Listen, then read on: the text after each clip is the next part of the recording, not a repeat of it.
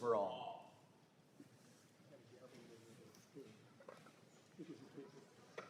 Oh, thank you.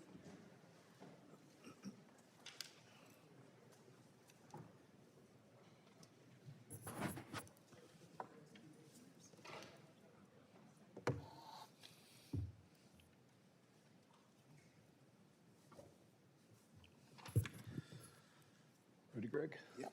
All right. The purpose of today's hearing is to examine the security collapse in Haiti and the international response to it. Armed gangs led by U.S. designated foreign terrorist organizations Vive Ensemble and Grand Griffe now control an estimated 90% of Port-au-Prince, have displaced more than 1.4 million people, and are working to supplant the Haitian state.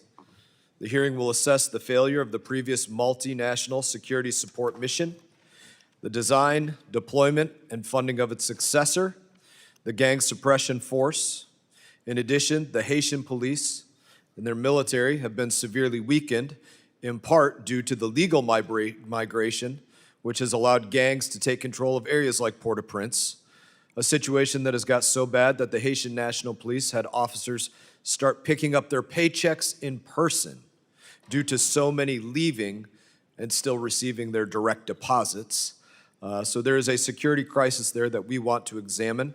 That's created a cost burden for the United States and our allies alike to the tune of billions of dollars. I would now recognize myself for an opening statement. 700 miles from my home state of Florida, terrorist organizations control the Haiti national capital. They don't influence it, they control it. They hold an estimated 90% of Port-au-Prince. They have displaced more than 1.4 million. They murder, they kidnap, they rape, they castrate, they feed people what they castrate. They extort the Haitian people on a massive scale. They seek to replace the Haitian state with something that answers to them. The consequences of a fully collapsed Haiti will not just stay in Haiti. It goes without saying that mass illegal immigration from a country explicitly governed as a safe haven for terrorists and traffickers would be harmful to America's interests and those of our allies. Here's what makes this oversight hearing different. We have already run the experiment of getting this wrong. The previous administration's answer to stabilizing Haiti was the failed UN Multinational Security Support Mission, or the MSS, a program to bring in foreigners from places like Kenya and Chad to take on gangs while costing the American taxpayer over $1 billion. In total, over $1 million per Kenyan that they sent into the country. Don't take my word for that. The State Department told this committee that the mission was, quote, an ineffective boondoggle. When the last Kenyan officers flew home this past April, Haiti's gangs controlled more territory than the day the mission began. That is the definition of failure. This is exactly why I advocated for not sending any contributions to the United Nations, because this is the kind of boondoggles that they run. The United Nations authorized mission that replaced it, the Gang Suppression Force, is built differently and hopefully learns from the mistakes of the past. It is more kinetic force with a direct action mandate to unilaterally take the fight to the gangs. This is not just a police support mission, it's about eliminating terrorist gangs. On paper, its costs are shared, assessed across the United Nations member states, with an American share of about $117 million a year. That's far better than the over $1 billion that we spent in a year previously. I say on paper because in practice, the American taxpayer is still underwriting this mission, and we will get to that. These operations began June 1. As I said, I want this mission to succeed, but wanting and hope are not strategies. So today, this committee needs three things. First, we need the mission's benchmarks for success. The mission's special representative owed the United Nations Security Council a strategy by July 1st. So today, we need to find out, are its benchmarks real or just aspirational? And what happens if some of them are missed? Second, apart from our assessed contribution, the administration has rolled out bilateral assistance piece by piece, up to $40 million in bridge and sustainment funds, $68 million in equipment, a police recruitment surge, support for Haiti's armed forces, and now counterterrorism funds with no specific dollar figure attached. That money, by the State Department's own accounting, is going toward, among other things, buying meals ready to eat and bottled water, a bill that the department itself says belongs to those countries, not us. We were promised a force that learned the lessons of the MSS, but the U.S. taxpayers, on top of the check we've already written, is still underwriting this mission's food and water. How much will this new GSF cost American citizens? Third, we need honesty about what comes next and the significant challenges that remain. The UN mandate for the GSF expires on September 30th, before this force even reaches full strength. The first elections in a decade are scheduled for August, but Haiti's insecurity makes those unlikely. And a private company paid by Haiti, not by the American taxpayer, is putting the gangs on their heels with no more than 150 people. Vectis Global, run by Eric Prince. Our own diplomats credit it with altering the momentum and the geometry of this fight, again with 150 individuals. If 150 contractors can do that, a 5,500-person UN force should have zero excuses, though that's all we received with the MSS mission. To our witnesses, this committee is looking for candor. Tell us what is working. Tell us what is not. Tell us what you need. Helping Haiti is not impossible, but the lesson of the last mission was that failure was obvious for nearly 2 years, yet nobody changed course. That will not happen on this committee's watch, and I would now recognize Ranking Member Meeks from New York for any opening statement that you may have. Thank you, Mr. Chairman, and thank you for calling this hearing, and thank you to our witnesses for being here. And I just want to point out that I'd love for this committee also to be, if we're talking about a little penny pinching, and especially when it comes to Haiti, let's put it into perspective. You know, when you think about, there was I think the chairman said close to $1 billion are being spent in Haiti. But we're spending more than double that, $2 billion each day in the president's war of choice in Iran. Still no hearings or oversight from this committee. This administration has spent about 5 times that amount on the Maduro raid and boat strikes in the Caribbean and Eastern Pacific without showing Congress that it has prevented a single overdose death, taxpayer money being spent.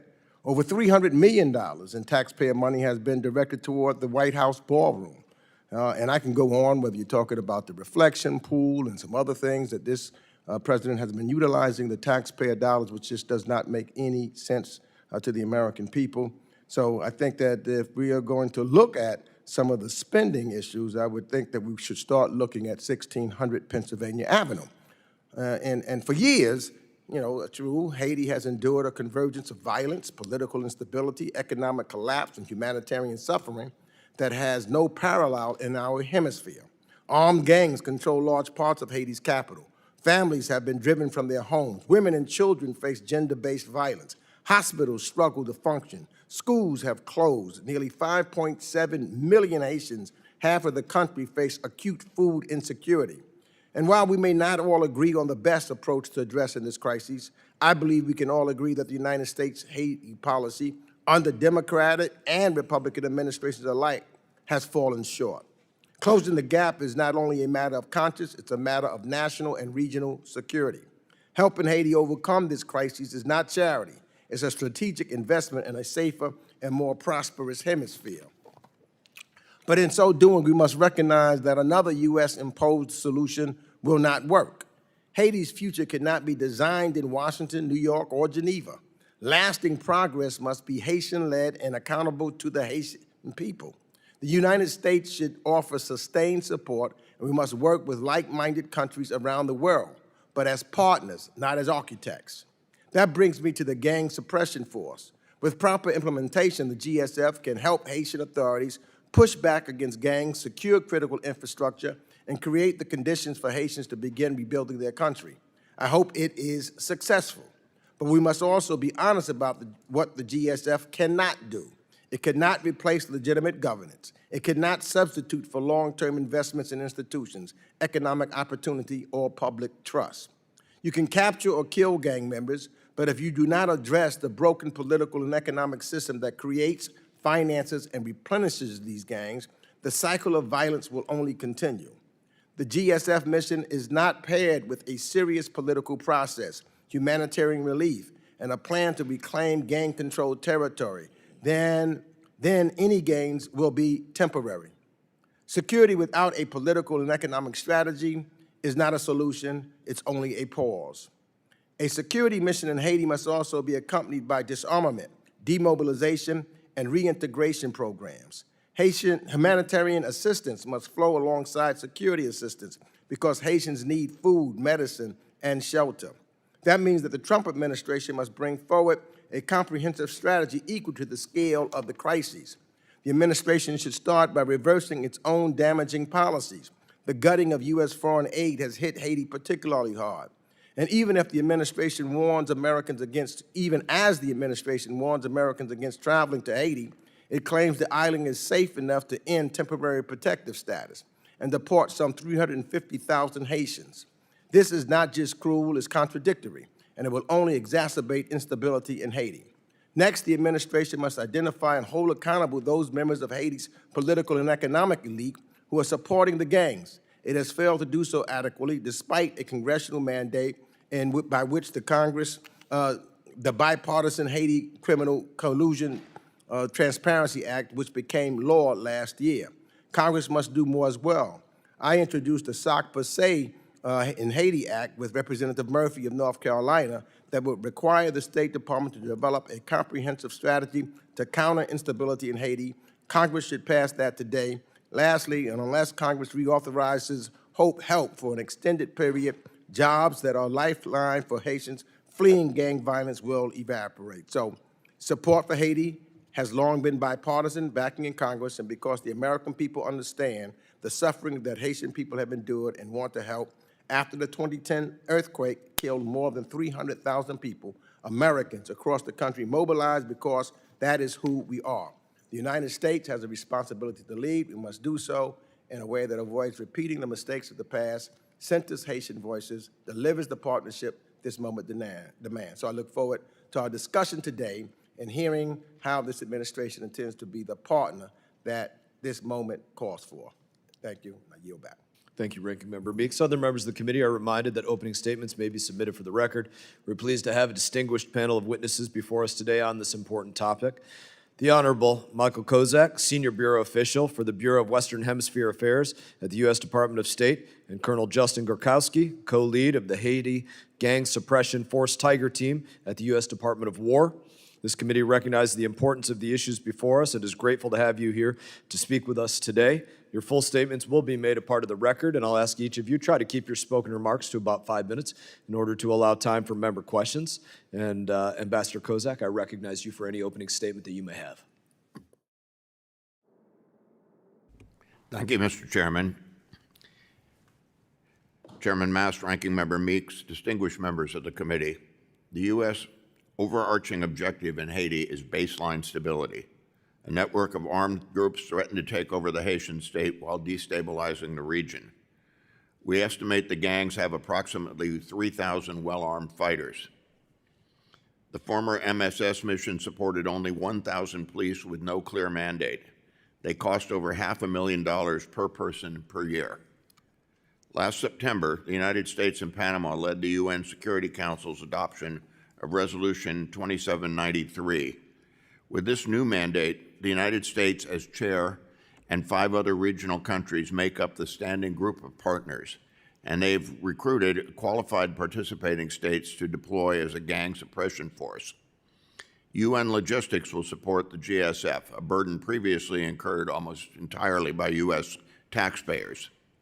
This UN mandate authorized the deployment of up to 5,500 uniformed military and police personnel to conduct intelligence-led targeted operations to neutralize, isolate, and deter the gangs, to secure critical infrastructure, and to enhance the operational capacity of the Haitian security forces through joint planning and operations.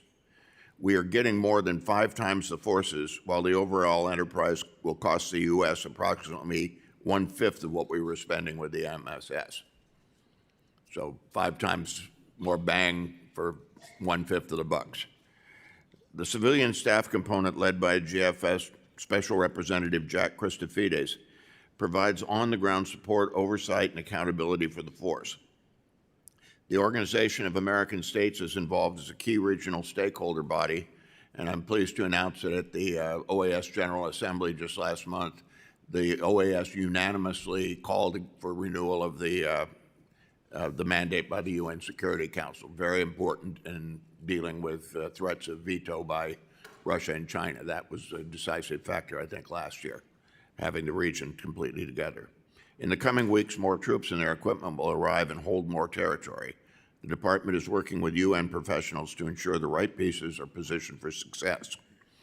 As the GSF helps Haiti retake and secure terrain, strategic infrastructure, and vital supply and transit routes, the force is working to put itself out of business.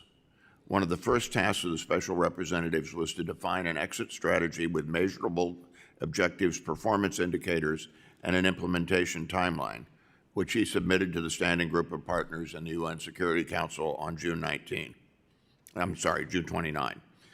Perhaps most significantly, Haiti's leadership is intent on building its own capacity. This includes a 40% expansion of the Haitian police this year and reconstituting the military for the first time in decades. The Haitian government sees holding the first elections in 10 years as critical to stability. It's not that just the gangs got stronger, it was that the government got weaker.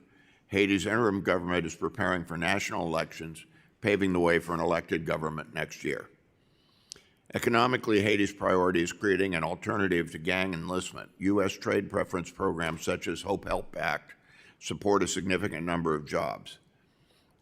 We share the Haitian government's interest in strengthening that and would like to see a multi-year reauthorization of Help Hope. Haiti's problems are grave, but progress is achievable this year. The GSF will ramp up to full operations in coming months. The Haitian people and their interim government are determined to regain military and police capacity to protect their own homeland and close a dark chapter. Now is the time to solidify the path for Haiti's future, for their benefit, as well as for the United States and the broader region.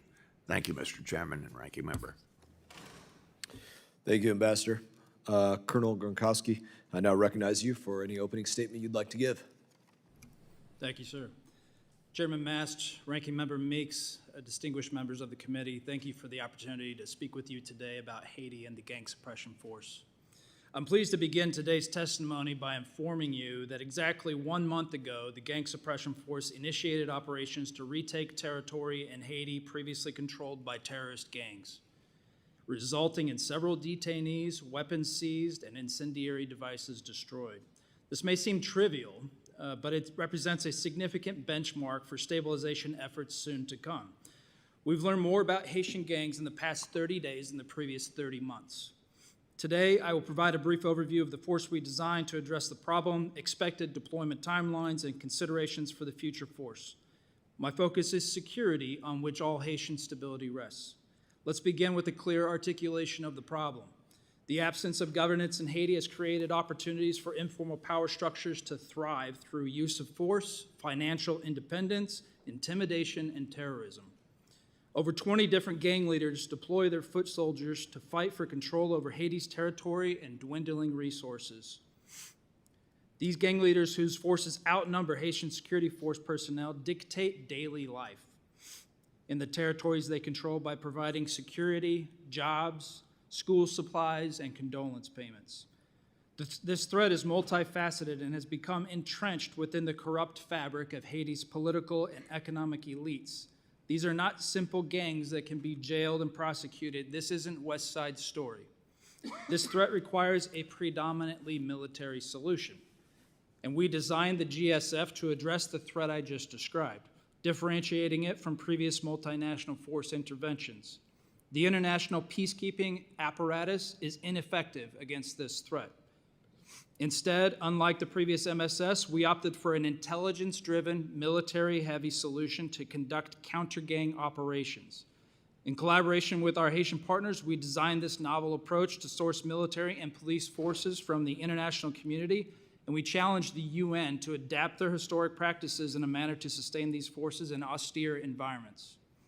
This new hybrid approach, forward-leaning security operations underpinned by the UN logistical support structure, offers the best chance of regaining territorial control from the gangs.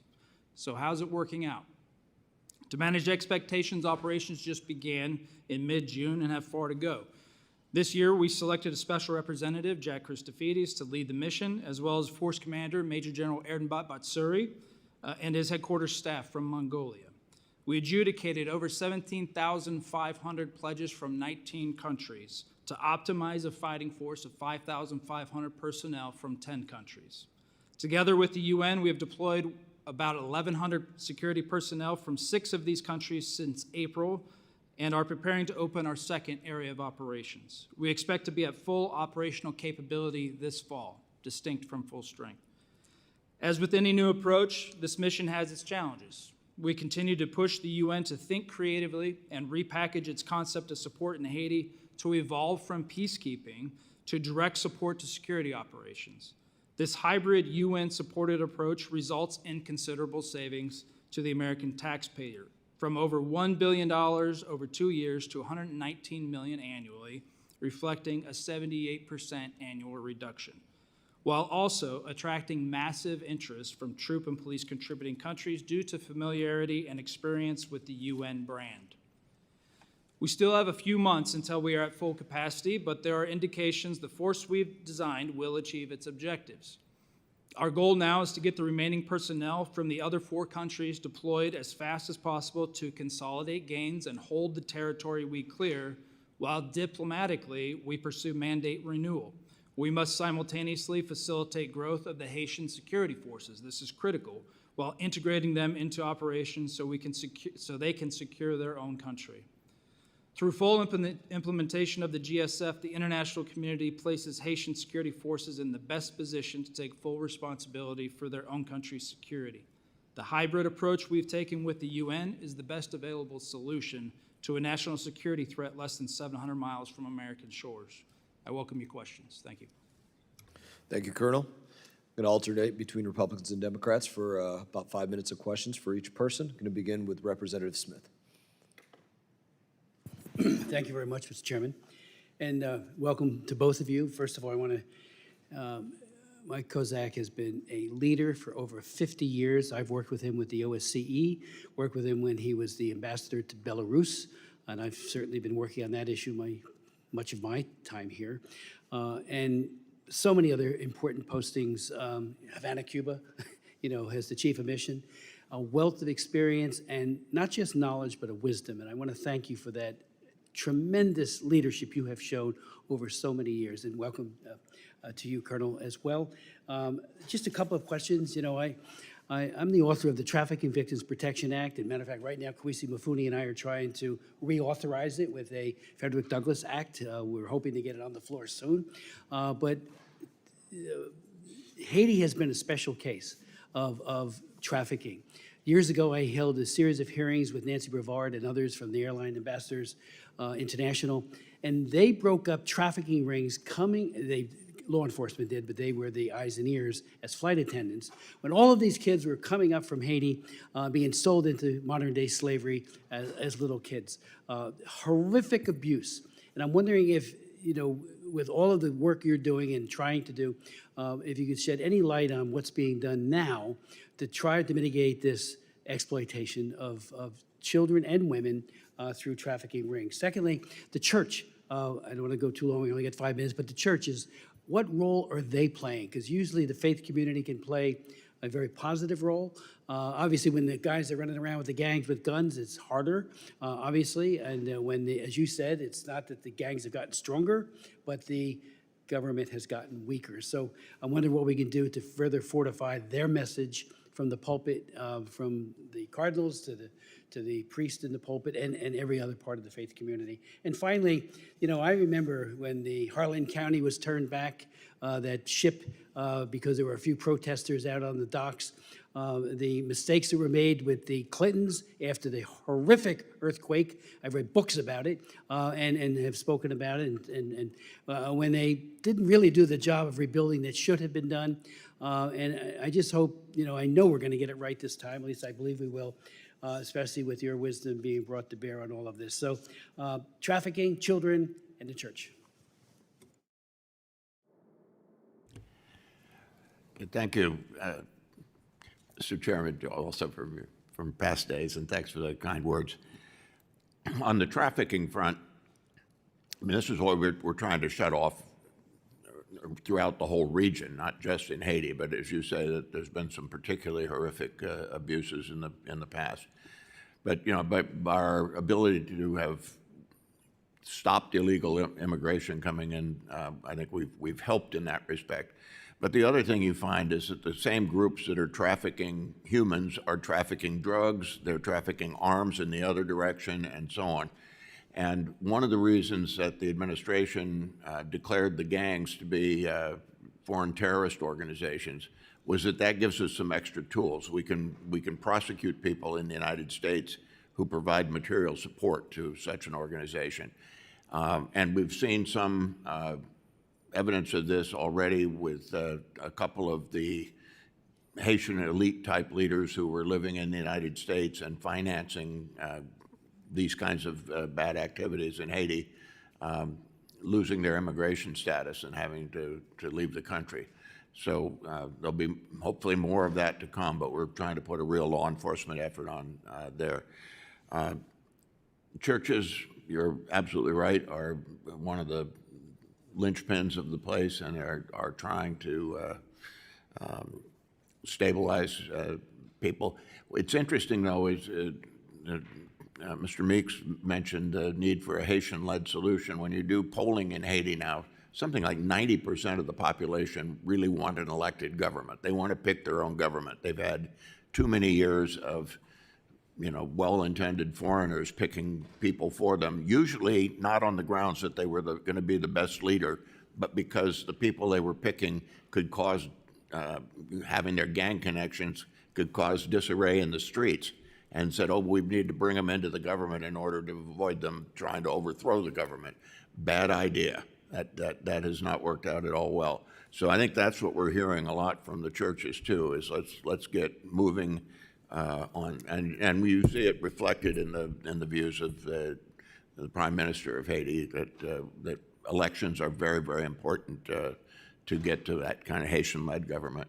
And then finally, I will observe I was around when the Harlan County steamed away. That was a very, very bad day because it totally discredited the whole international effort at the time. So we do not want that to happen again. This time we got to make it work, and make it work so that you end up with a Haiti that's Haitian-led and stable.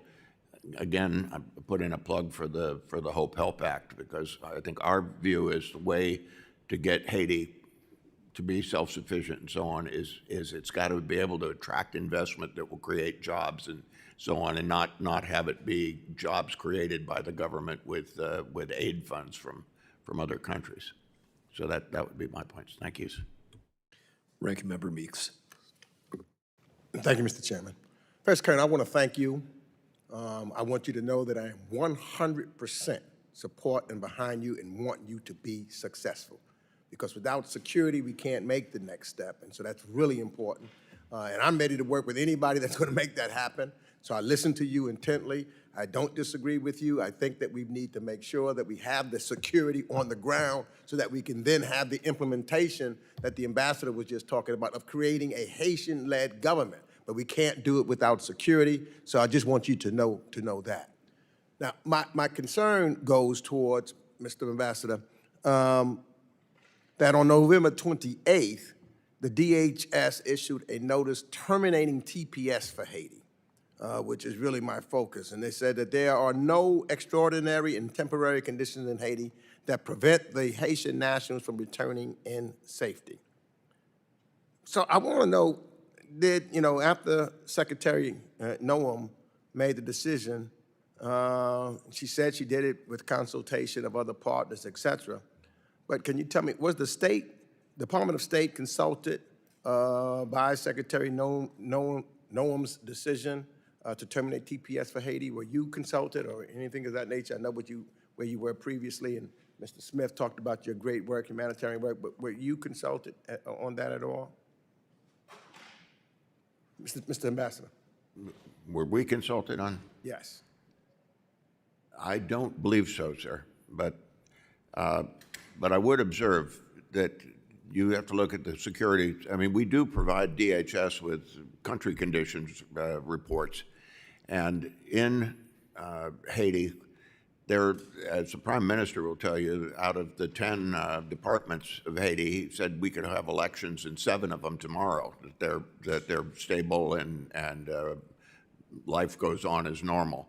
It's Port-au-Prince and Artibonite and the West that are the Which is problem huge, areas. where most of the population is. But what I'm really trying to be focused on here is, we've got over 300,000 Haitians that may be pushed back into Haiti, given the conditions that I heard the Colonel talking about earlier, and there was, for example, roughly 5,600 homicides in 2024 alone, almost 157% increase from 2022, according to the UN.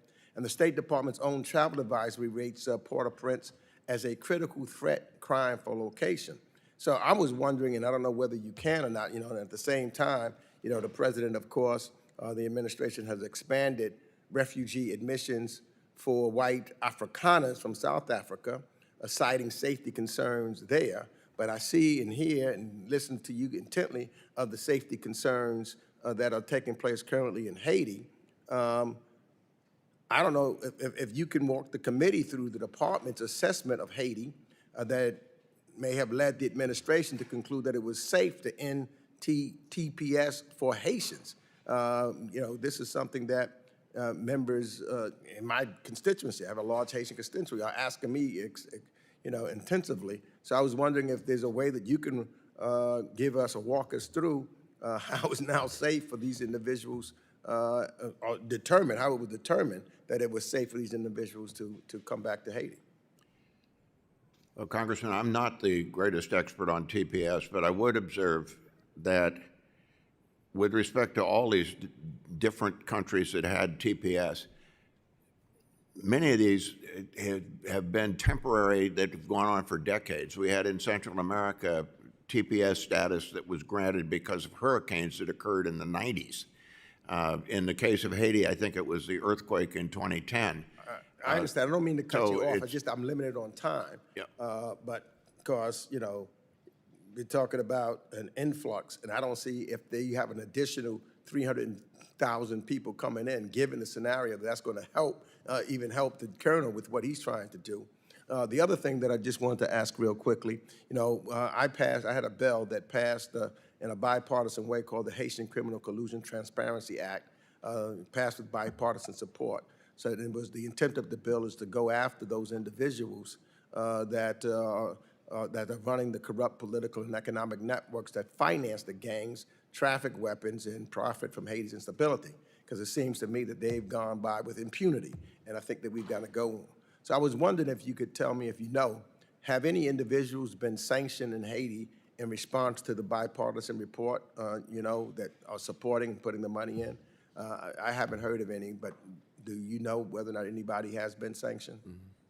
Well, I mentioned the people who were expelled from the United States. They lost their LPR status because of that kind of behavior. Others have been sanctioned. I cannot tell you which of the different legal authorities were used for those sanctions, but there are people who have OFAC sanctions on them because of their financing of the gangs and Let me just say behavior. this. I think it's important that if someone has been sanctioned, we need to know their names. The Haitian people need to know their names. Because when I talk to the Haitian people on the ground, they say these people continue to walk around with impunity. And that makes them afraid also. So that's why we passed this bipartisan way. those names should be given to you. Those names should be exposed to the general public so that the Haitian people in America know that these folks are not walking around with impunity, and that we're going to make sure that they are held accountable for supporting, financing, et cetera, the violence that continues to take place in Haiti. We got to get rid of them so that so the colonel can be successful. We create the institutions and we have the elections that you're talking about. I yield back. Representative Wilson. Thank you very much, Chairman Brian Mast, for bringing these tremendous witnesses here today on such an important issue. And in particular, Ambassador Kozak, you're so appreciated with your service in Minsk, Havana, now helping focus on Port-au-Prince. We're all hopeful for fair and free elections in these countries of Belarus, Cuba, and even Haiti. And nobody can accuse you of being sent to luxurious Caribbean operations.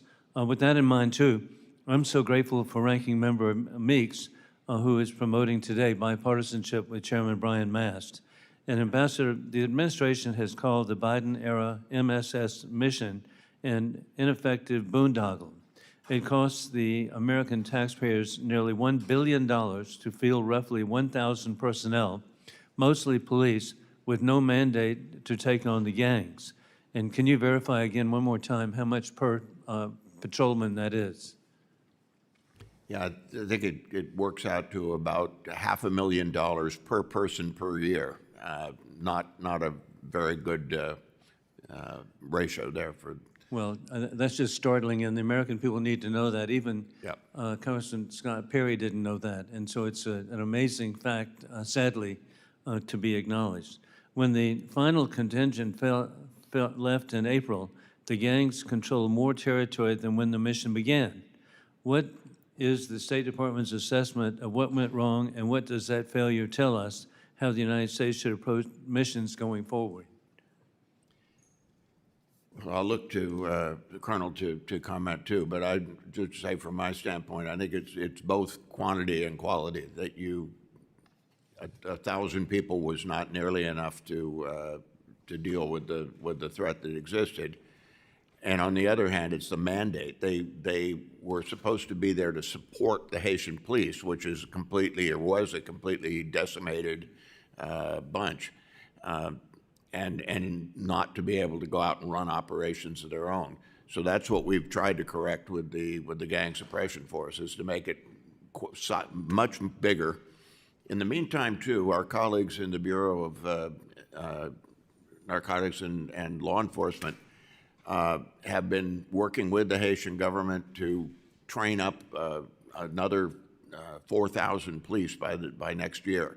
So the police right now on the books, I think it's about 13,000.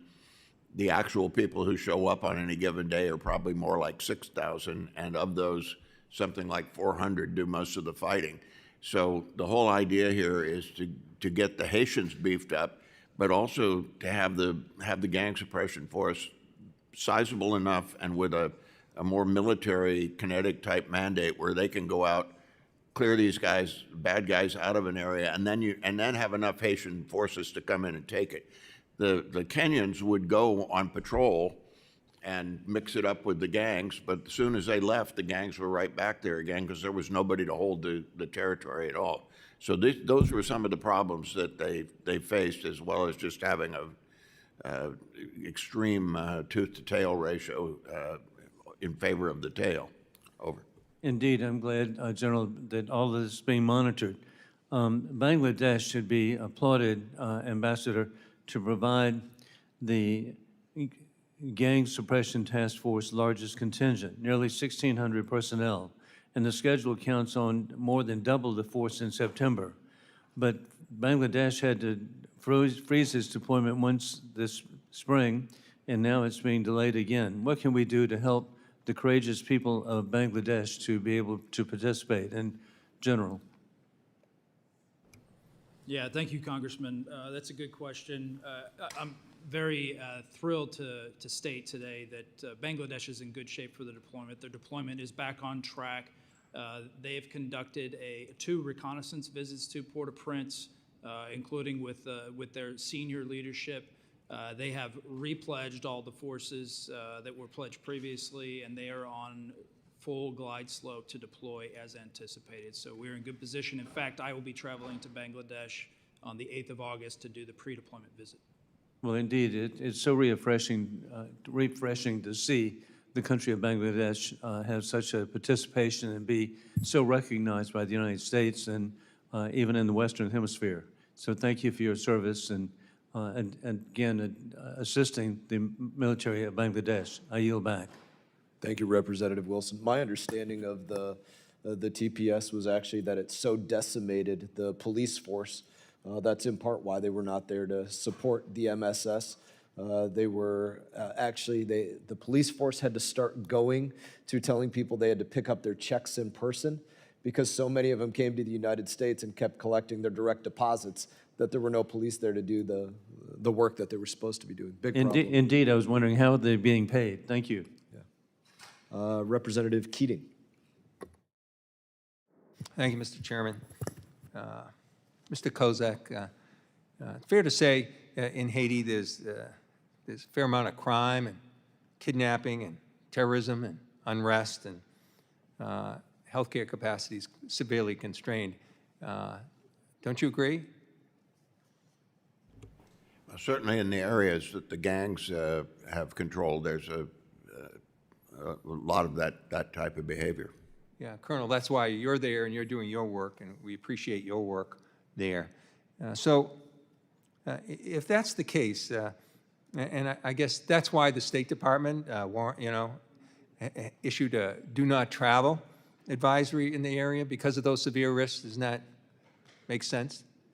Do you agree with that? Yes, sir, but I would note that the do not travel advisory or any of our travel advisories are aimed at the risks posed to American visiting a country, not So necessarily you're trying to say you're saying all the crime and everything else there is just on Americans, they're not on other Haitians? If you're looking at kidnappings and so on, Right. Americans are juicy targets for kidnappers because you can extort a lot of. But the crimes are there, and there are also crimes imposed on other Haitians that are there and other peoples that are there. I mean, they're just not saying, let's do yes, crime to they're- Americans. So they're that being the crime- case, Crime affects people across the board, but So travel let me answer advisory this, is if I aimed at could. Americans.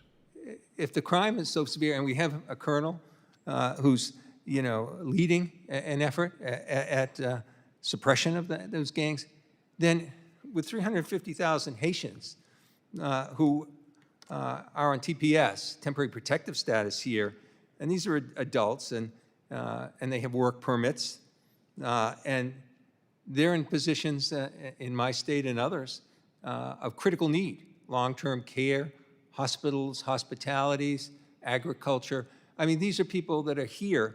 So what's the purpose? There's a contradiction, obviously, in the staff. It's not safe. We have a task force, a gang suppression force there, militarily, and these people were given status because of that danger. Now, it's all of a sudden safe to send them back? Can you explain that contradiction? It's an obvious contradiction. Congressman, I would say note for I don't know the figures for Haiti exactly, but when I look at TPS beneficiaries in other countries, usually one thing you'll find is that a great deal of that total number are people who've already adjusted status and have LPR status in the United States, so they probably won't be going back. But the TPS people are, and there's 350,000 Haitians in that regard, and I can tell you right now. What I'm saying is when you look at the 350,000, if you dig deeper in your figures, you'll find those were beneficiaries originally, but many of them will have adjusted status during the decades that they were in the United States, and so that's not somebody who's going back. Well, they're being told, these people are now having to give their employers notice right now. They're saying, hey, they're sending me back. And we're hearing from these employers, we're hearing from coworkers, we're hearing from chambers of commerce and industry leaders about that. And that's important to us here in the United States, but they're also, in terms of helping the people in Haiti, so many of these people are sending back remittances. They're working, they're saving, they're scrounging for what they have, and they're sending it back to their families there to help them. So why is this not a good thing? They're here, we're getting helped, They're here because they were in danger. Many of them were targeted, and as the colonel knows, these people from the early ages, 8, 9 years old, many of them are already being pressured into gang activities and future gang activities. So how can we take a win-win situation where we're helping people, helping the United States, helping our economy, and helping Haitians, because that money is coming back to help support families? We're taking a win-win situation, and you know what this administration is doing?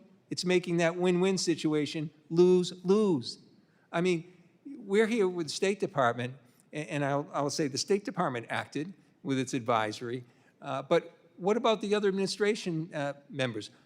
Are you in contact at all with Stephen Miller? Have you ever talked to Stephen Miller?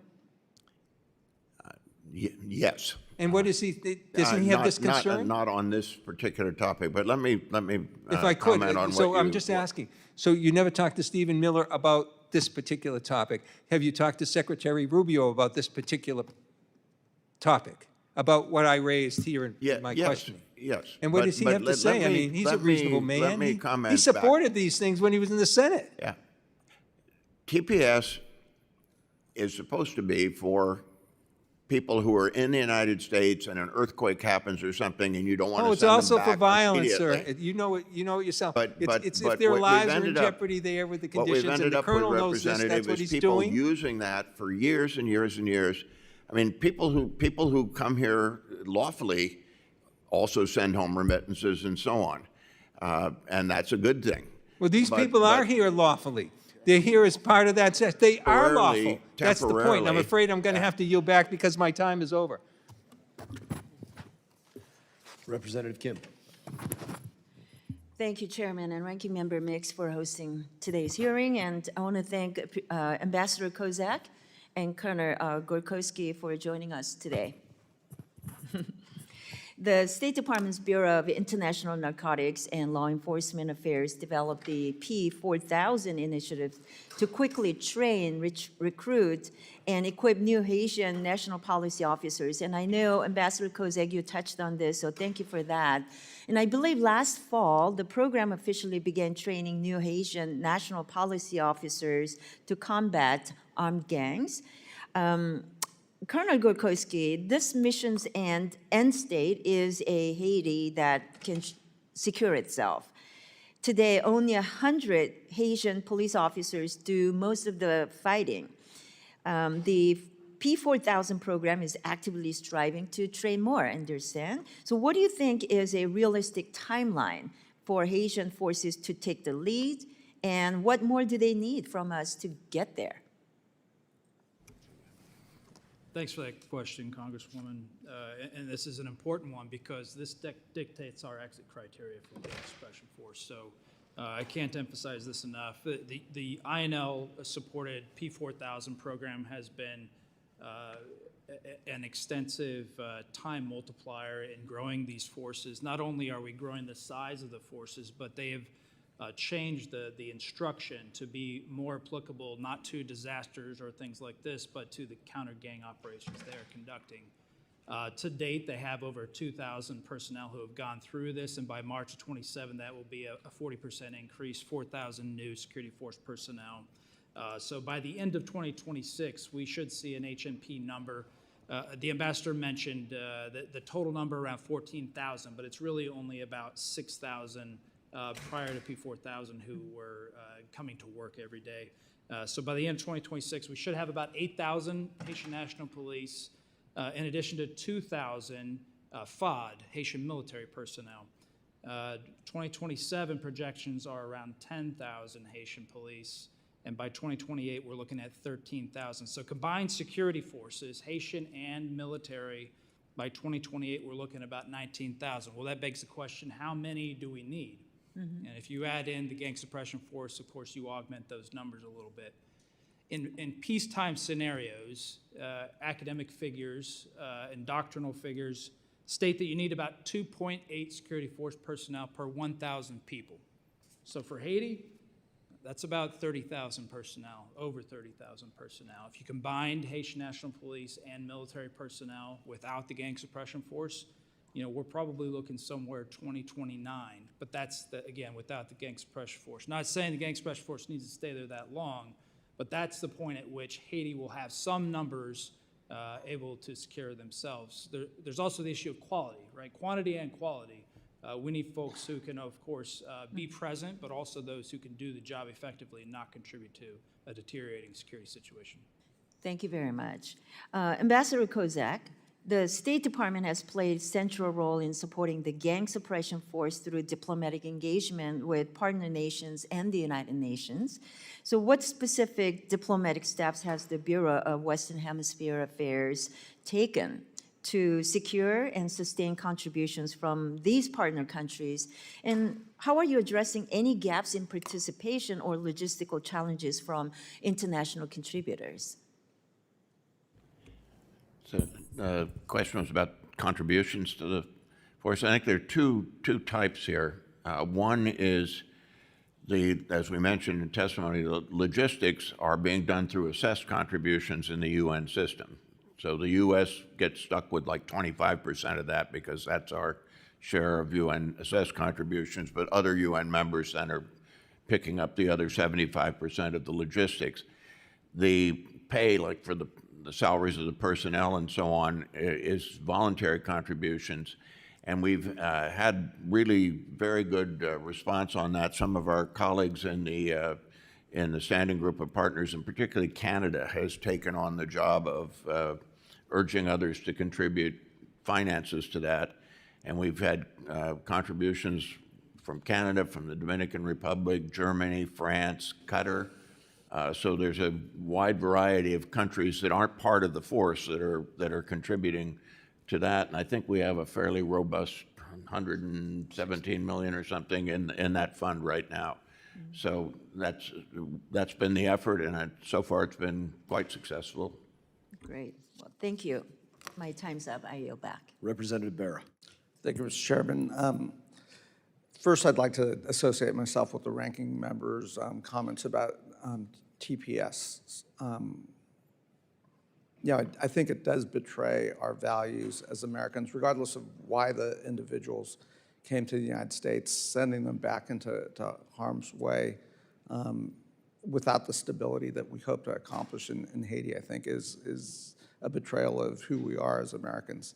That said, the goal here is to create some stability in Haiti. I think my friend from New Jersey, Mr. Smith, talked about getting it right. That's been a challenge, right? We've tried multiple different things. We've tried external leadership. We've thrown money at situations, and we've had a worse situation today than we've had in a long time. And I think Chairman Mast talked about the proximity of Haiti to the United States, and to have a Mogadishu type situation in Port-au-Prince is not a good thing for stability in the United States either.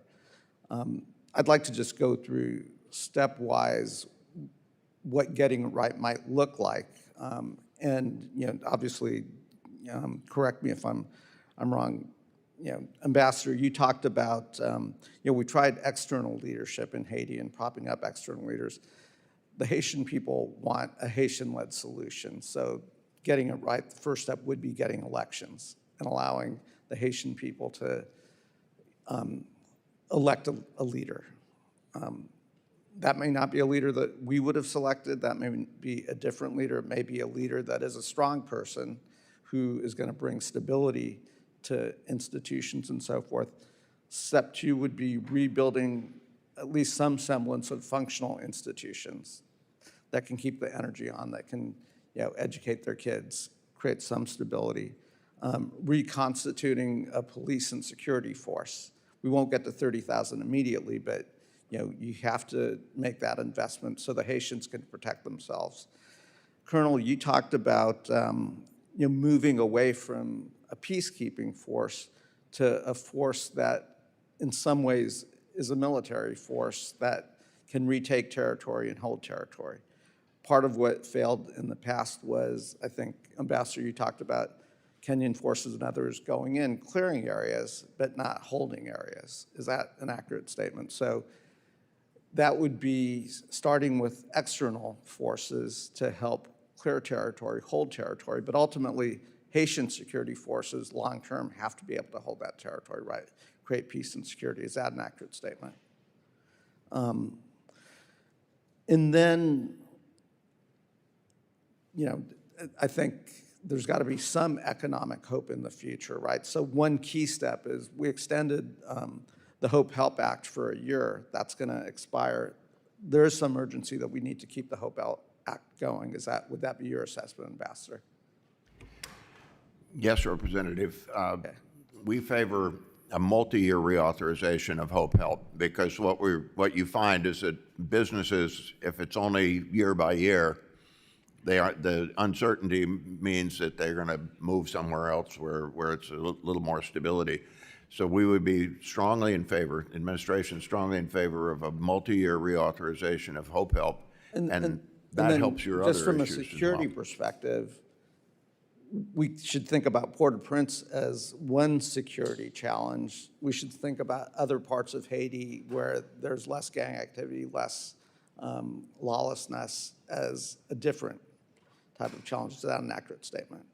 So I've got a minute left. You know, based on that, is that the right priority? Elect a government, reestablish some functional institutions, build police and security forces, work with them to take and hold territory, and then, you know, rebuild some functional economy. Yes, sir. I mean, I would say all of the above, and I don't think there's no reason that those various steps you just laid out can't be done in parallel to a great degree. Colonel? Yeah, just to emphasize that you can't, it's not a checklist, you can't do one and then the next. I know you know this, but these are all influencing each other. It's kind of a Gordian knot, and we have to make sure we have the appropriate amount of pressure on each one of those issues to move forward successfully. And this is not going to be a 6-month proposition. This may be a longer-term proposition to create some stability. Yes, sir. Okay, thanks. I'll yield back. Thank you, Representative Barra. Before I recognize Representative Radewagen, I will submit for the record the Haitian TPS authorization, which does outline the reason for the 2010 Haitian TPS, the 18-month TPS that went on for 16 years for catastrophic earthquake, loss of life, displacement, and collapse of infrastructure, as well as a few other things. Submit that for the record. Representative Radewagen. Thank you, Mr. Chairman, and I want to thank you and the ranking member for holding this important hearing today. My question is for Ambassador Kozak. Under Resolution 2793, the Special Representative was required to give the Security Council a strategy with concrete time-bound benchmarks no later than 9 months after adoption. That deadline, June 30th, passed 3 weeks ago, and no strategy has been made public. Was it delivered at all? Are its benchmarks genuinely measurable? And will you commit to providing them to this committee? Congresswoman, my understanding is that the Special Representative did provide the benchmarks and so on the 29th of June. So just made it by a day, I think, the 9-month limit, but there is such a thing. Maybe the Colonel can describe it in a little more detail. Yes, Congresswoman. So those were submitted. There are 3 major priority focus areas. They're in line with the mandate. So the first one is, of course, territory held by the gangs and ensuring that that territory is retaken, and the benchmarks are focused on achieving that. The second one is security of critical infrastructure. So everything from the seaports to the airports to the roadways to the borders, security of that infrastructure by Haitian security forces, the gang suppression force initially is the second element. And then the third one is security forces of Haiti. So their growth and ability to take over that mission in the longer term. But those were provided on schedule, and they're working towards those goals now. Thank you, Mr. Chairman. Yield back. Representative Amo. Thank you to our witnesses for being here. I'm grateful for your work. Today, we're discussing the dangerous conditions in Haiti while the Trump administration ends temporary protected status for around 350,000 Haitians. The administration has determined that there are no conditions that, quote, prevent Haitian nationals from returning in safety. The administration has claimed that Haiti is safe enough to deport TPS holders while simultaneously being so dangerous that it requires millions of dollars to support an international security mission. So let's state facts that have been affirmed by lots of the testimony in this hearing. Haiti is not a place where those under TPS can safely return. If the president moves forward with the deportation of Haitian TPS holders, he will be subjecting more than 300,000 people to extreme levels of violence, sexual exploitation, and a dire humanitarian crisis. That's 300,000 lives that will never be the same. In my home state of Rhode Island, over 1,700 Haitian TPS holders are facing this uncertainty and threat of violence. This pain won't be restricted to Haitian TPS holders and their loved ones. It will reverberate throughout our economy as our hospitals, long-term care facilities, schools, and small businesses lose the Haitian employees who keep our communities running. Haitian TPS holders make America stronger, contributing around $5.9 billion to the U.S. economy each year. Instead of supporting these businesses or simply upholding our values as a nation of immigrants, the president has decided to move forward to end TPS. Now, Trump hasn't started the mass deportation of TPS holders, and already more than half of Haitians are relying on humanitarian assistance. Adding hundreds of thousands more people to the already struggling island will only make the situation worse.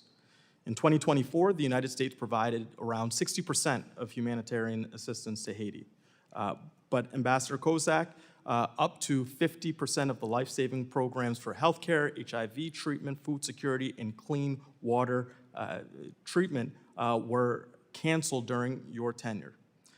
In June, the United Nations effort to provide aid to Haitians only had 25% of the funds it needed and was forced to limit their life-saving operations to protect the 1.47 million people forced to flee their homes, the more than 5.8 million people facing acute food insecurity, and the crumbling health system.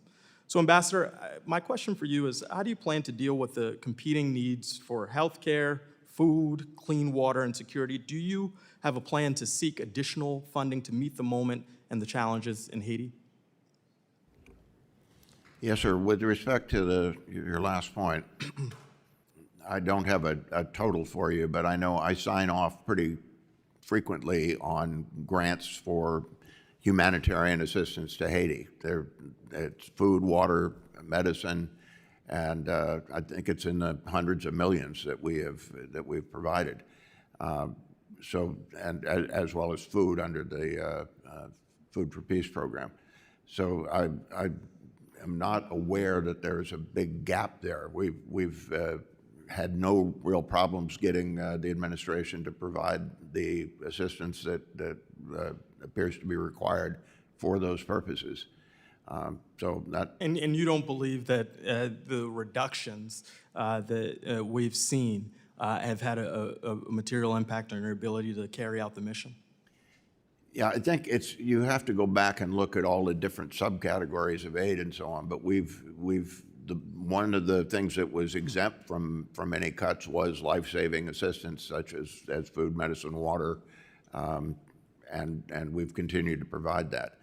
So sometimes people will say, well, this program got canceled, and it's like, yeah, but we moved it to another funding mechanism, and it's still there. And is it not the case that, so you're still executing, but is it not the case that some of the challenges will be exacerbated with the culmination of TPS?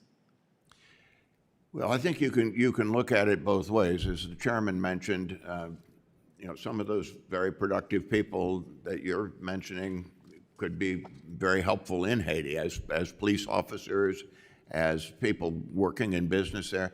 One of the problems I've seen with Haiti over the years is, even if you go back 30 years ago, they had nothing close to 30,000 security forces. They had always a lot fewer than that. Mm-hmm. And then successive governments relied on gangs to do some of the things that you would look to security forces to do.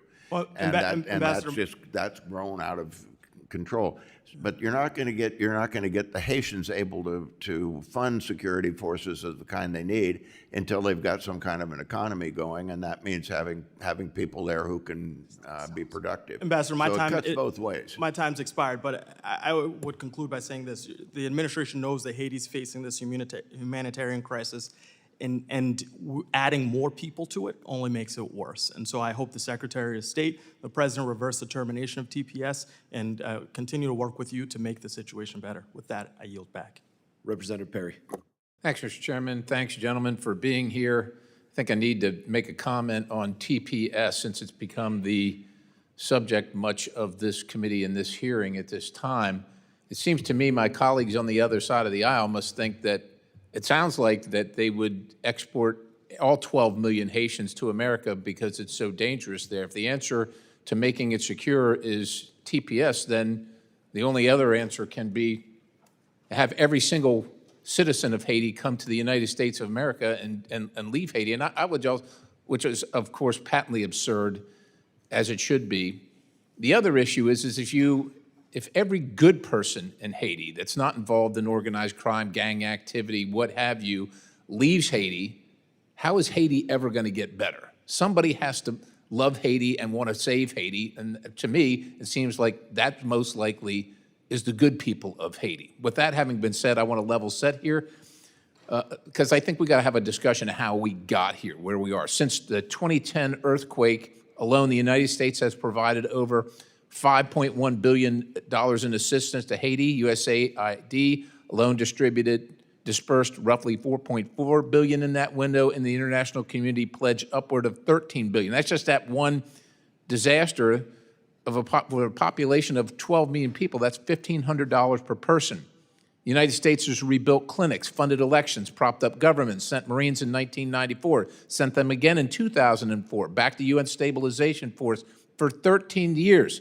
Let's not forget, introduced a cholera epidemic that killed thousands of Haitians and triggered a sexual abuse scandal involving UN peacekeepers. And after all that spending and all that nation building, Haiti today has no functioning government, no elected president, no functioning police force capable of controlling its own capital, and gangs that by most estimates control the large majority of Port-au-Prince. We launched the Kenyan-led multinational security mission in 2024, and the administration itself has acknowledged we already spent roughly $1 billion on Haitian security assistance and pledged 300 more directly to that mission. And by nearly every account, it's been ineffective, undermanned, underfunded, unable to dislodge the gangs, and now we're told the answer is to relabel it, stand up the gang suppression force, target 5,500 troops, and try again. I'm here to ask the committee, why should we believe, the people on this committee, the American people that we represent, that the fourth or fifth iteration of the same basic model, foreign troops, foreign funding, weak Haitian institutions, propped up indefinitely, produces a different result than the last 4 decades did? Every single metric of state capacity has gotten worse since we involved in this. It has not gotten better. That having been said, I'm glad that you've said that the benchmarks and the gate matrix were delivered to the Security Council by, I think you said, the 29th of June. Is that correct, Ambassador? So what I'm wondering, Colonel, I think your mission is a year. Is that about 12 months? Is that what it is? The mandate was initially authorized for a year. Okay, so we've got the metrics, we've got the timeline. How often will you assess your success or failure? And I don't mean failure in terms of personal, but look, the mission's either going to be successful or not. So how often and what iterations are you going to make that assessment? How will we find out? And what's the plan after a year if we're at the same place we are now or substantially at the same place? Yeah, thanks for that important question, Congressman. So the frequency of assessment is quarterly. They owe that quarterly update on the benchmarks and metrics to the Gang Suppression Force Standing Group of Partners. But the latter part of your question is incredibly important, which is at which point do we say, hey, we're not meeting the mark here, how do we need to adjust course? The reason it's quarterly is exactly for that purpose. We need to take in stride successes or failures and make adjustments. We need to be dynamic and able to adjust to meet the conditions. I'll note that the threat we face now is nowhere near the threat that was faced prior to 2020. This is a completely different threat.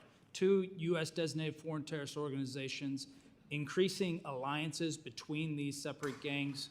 The threat is significant, and we will only just be hitting our stride as the mandate needs to be renewed in October. So the measurement is important. We need to maintain agility to make adjustments, and that's what the standing group of partners, the oversight body, is for, which the United States. So one final question. After the year has expired and elapsed, and the assessment is that we're no better off, which is, I think, the most likely outcome, are you willing to tell this committee that it's time to abandon at least that mission and either try something new, but not waste any more dollars on that particular? Are you prepared to do that if that's the case? Yes, sir, that's my professional responsibility. However, I do not think that will be the case. We are already seeing the strides, the improvements that have been made just in the first 30 days of operations. I mentioned at the top, in the past 30 days, we've learned more about the gangs that we knew in the previous 30 months. So we are seeing the progress that's being made. Thanks, Chairman. I yield. Representative Gorkowski. Thank you, Chairman Mast, Ranking Member Meeks, and to our witnesses for being here today. The stories coming out of Haiti are devastating. Poverty is deepening, governance is collapsing, families are being forced from their homes, and children are paying the highest price. More than 1,600 schools have closed because of violence, cutting 243,000 children off from education. For many of these kids, schools was the only place they received a meal.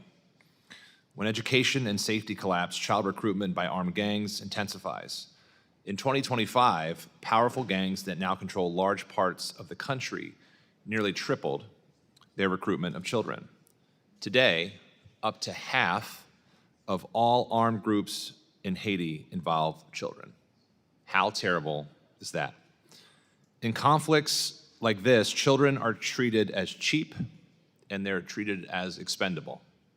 And when poverty, hunger, and the absence of schooling leaves families with almost no alternatives, recruitment becomes almost inevitable. It's all part of the terrible realities of a war economy. One child reported earning $1,000 a week, a massive sum of money in a country where 60% of its population lives in poverty. In other cases, we hear terrifying stories of homeless children as young as 11 years old being recruited and forced to burn the bodies of those killed by gang members. My daughter will turn 11 years old this November. It's been more than 16 years since Haiti's 2010 earthquake. In that time, some families have been displaced again and again. Many of the armed group leaders today, and many of those in their ranks, were children in 2010 when their own schools were shut down, their communities destroyed, and their own futures never rebuilt. Now we are sadly seeing it happen over again. And these sad cycles are unlikely to change so long as the conditions for children remain unchanged. The UN Security Council laid out strong safeguard measures in the Haiti Gang Suppression Force's mandate. It required that child protection be taken fully into account in the planning and the conduct of its operations, and that apprehended children be referred to child protection actors and not detained. Colonel Gorkowski, can you speak to what specific child protection training GSF troops receive before deployment, and how compliance with handover protocols are monitored and reported? Yes, thanks for that important question, Congressman. This is a very real challenge. As you noted, over 50% or around 50% of the gang population is comprised of children, and survival has become the only option in these areas that they operate. We accounted for this in our design of the Gang Suppression Force, and we reinforced our pre-deployment trainings. This is critical, about 6 weeks of training that each troop contributing country participates in prior to the deployment to Haiti. And this is standardized. It has to be signed off on by leadership, and we work closely with human rights professionals and international organizations to ensure that this type of training is included there. But additionally, and something new for the Gang Suppression Force, is a mandatory 2-week induction training. This is 2 weeks of training that every single individual who arrives in Haiti conducts in Haiti with Haitian officials, with Haitian experts, and with the Gang Suppression Force leadership as oversight and the special representative and staff as oversight. So this is another touch point that did not exist previously where we reinforce these critical components. And notably, phase one, day one, is when this training, specifically regarding children and human rights, is covered. So it is, and then, throughout the deployment, there are opportunities for retraining where we will look to address deficiencies and come back. Appreciate that, Colonel. And I'll do a follow-up question in writing about ensuring children are treated as victims and not held in adult facilities, but happy to do that offline. Mr. Kozak, can you talk about what reintegration services and the State Department is using to currently support those who are demobilized or escaped child recruits, psychological care, psychosocial care, family reunification, education, et cetera, in the remaining 30 seconds? Yes, Representative. I think under the way this has been structured in the UN, there's a UN office in Haiti that has responsibility for DDR, for disarmament and reintegration. It's a super important function, and I think you'll find also the Prime Minister of Haiti is very keen on it as well. His father was the chairman at one point of a demobilization reintegration group. So while the U.S. isn't supporting that unilaterally, we have seen to it that function is being covered. It's not part of the Gang Suppression Force. It's a separate UN activity, but it's a very important one. It has to work for this all to work. I appreciate that. I know we're facing a crisis. I just don't want to make sure we don't lose focus on our kids. I know my time has expired, so I yield back, Mr. Chairman. Representative Issa. Thank you, Mr. Chairman. Colonel, I want to thank you for your service. I want to thank you for the efforts you're making to make Haiti safer. Mr. Kozak, I'm going to put most of my questions toward you. Is it accurate to say Haiti is the poorest country in our hemisphere? I think at this point that is accurate. And as far back as 2004, we have had to use, force or threat of force to realign Haiti at times, including the removal of their president. That's just a piece of history, right?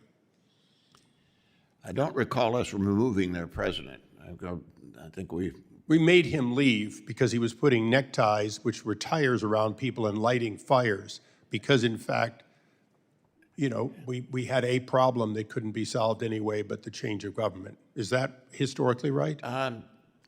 You're right about the neckties, necklaces as they called it, but he was doing that before there was a coup against him in the 90s. We helped put him back in power again. And then, interestingly, he was one of the people who really decimated the Haitian security forces. He had an opportunity to have a good, clean force, and instead drove out most of the good people and tried to rule with gangs. And as I recall, in 2004, what caused his departure is that he and one of his gang colleagues had killed a gang leader, and the guy's brother, who was head of something called the Cannibal Army, marched on Port-au-Prince, and President Aristide was like, okay, where are the troops to save me? And the answer was, you got rid of them. So the U.S. helped him escape, but we did not remove him. Okay, maybe that's a better way to put it. We can go back to Truman and find similar events of Haiti needing American aid because of normal weather events or political unrest. Is that also fair? I think it's a very fair observation. And Colonel, I know you know the story of Captain Murphy and Murphy's Law, like every good Army officer, but do you also know Einstein's definition of insanity? Yes, sir. Doing the same thing, expecting the same results. Or Okay, results. so what you're doing has some nuance difference, but it's substantially something we've done before. My question to you, and the question that I will ask after a quarter of a century, including when Colin Powell and others were involved in 2004 in trying to stabilize Haiti once again, is what is it we are offering to do that will change a system of government that has failed its people, and people who neither have the money nor the resources nor the education to turn that around on their own. And I say that because after a quarter of a century just of my sitting here on the dais and starting down there when Secretary Powell first came, we obviously need something more than what we're doing. We need something different than we're doing, or we will continue to have Haitian boat people coming to America and either being turned around or not turned around, but this will continue unless the State Department, in concert with others, including other nations, offer a real different approach that will both stabilize the ability of people to have a government they deserve, and as all do, and in fact, a government that doesn't repeatedly disfavor the benefit of their people. Big job. Can you do it, and how? Don't look at the colonel. His job is just to make it safe. Okay, I would, and I've seen a lot of this history myself, Representative. I said it's not pretty. One thing that's interesting, though, and we heard from some members of the committee this morning about how successful Haitians are when they come to the United States. And that, I remember years ago, there was a USA Today or something had a story about the most successful immigrant groups.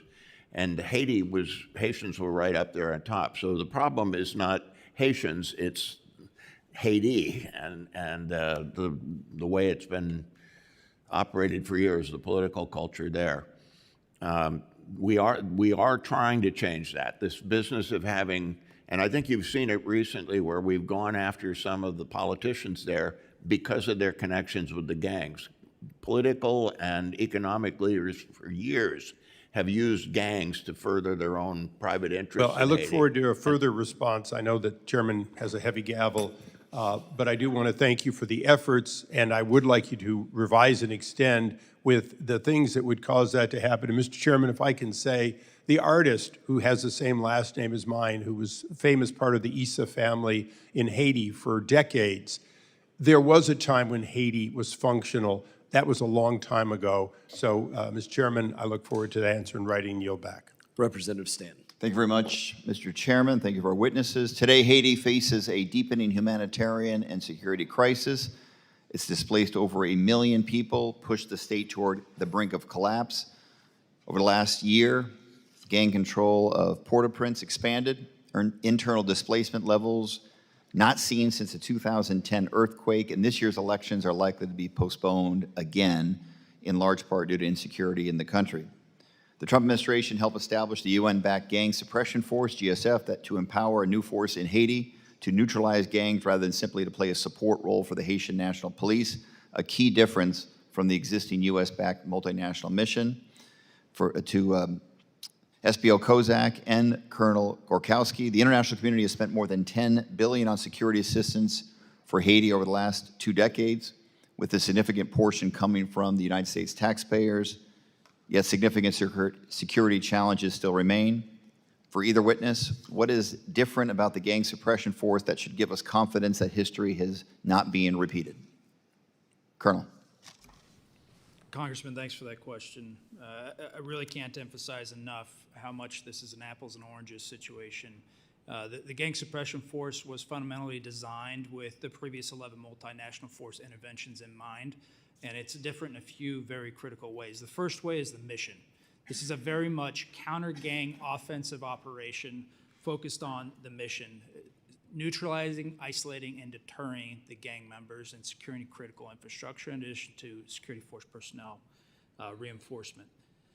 The second is size. This force is over 5 times larger than the MSS force, and then if you take into account the structure, the previous mission and perhaps missions mischaracterized the problem. They thought of this as a criminal problem. It is not. This is a proto-insurgency, and these folks really are on the verge of something significant if we can't stem the tide. So this is a 4/5 military structured force and 1/5 police force, at least at the beginning. And it is comprised of components from the air, the land, and the sea. We have a maritime component for maritime interdiction. We have an air component for aerial insertion and aerial interdiction. From a sustainment standpoint, we're dependent upon the UN. This is a critical distinction from the MSS. These troop contributing countries deploy with their own equipment. The previous mission, the United States Presidential Drawdown Authority, was used to provide equipment to these forces. So they fell in on equipment they didn't know how to drive, they didn't know how to operate. So fundamental difference there. And then from a leadership standpoint, we designed this force with a special representative and staff to observe and control critical functions that need oversight. From your perspective, what does success for the gang suppression force look like? Yeah, so this is fundamentally a territorial problem, but as stated previously with regards to the benchmarks and indicators, the first element is territory that's controlled by the gangs. That territory has to be retaken, and state functions have to be provided in those sections, in those areas. The second element is critical infrastructure. Right now, there's a no-TAM restriction on the airport because of the gang threat. The gangs continuously shut down the seaport because of threats of violence and tolls. Critical infrastructure must be secured, and we can measure that in terms of geography. And the last element is Haitian security forces. So we are way under the amount of forces needed.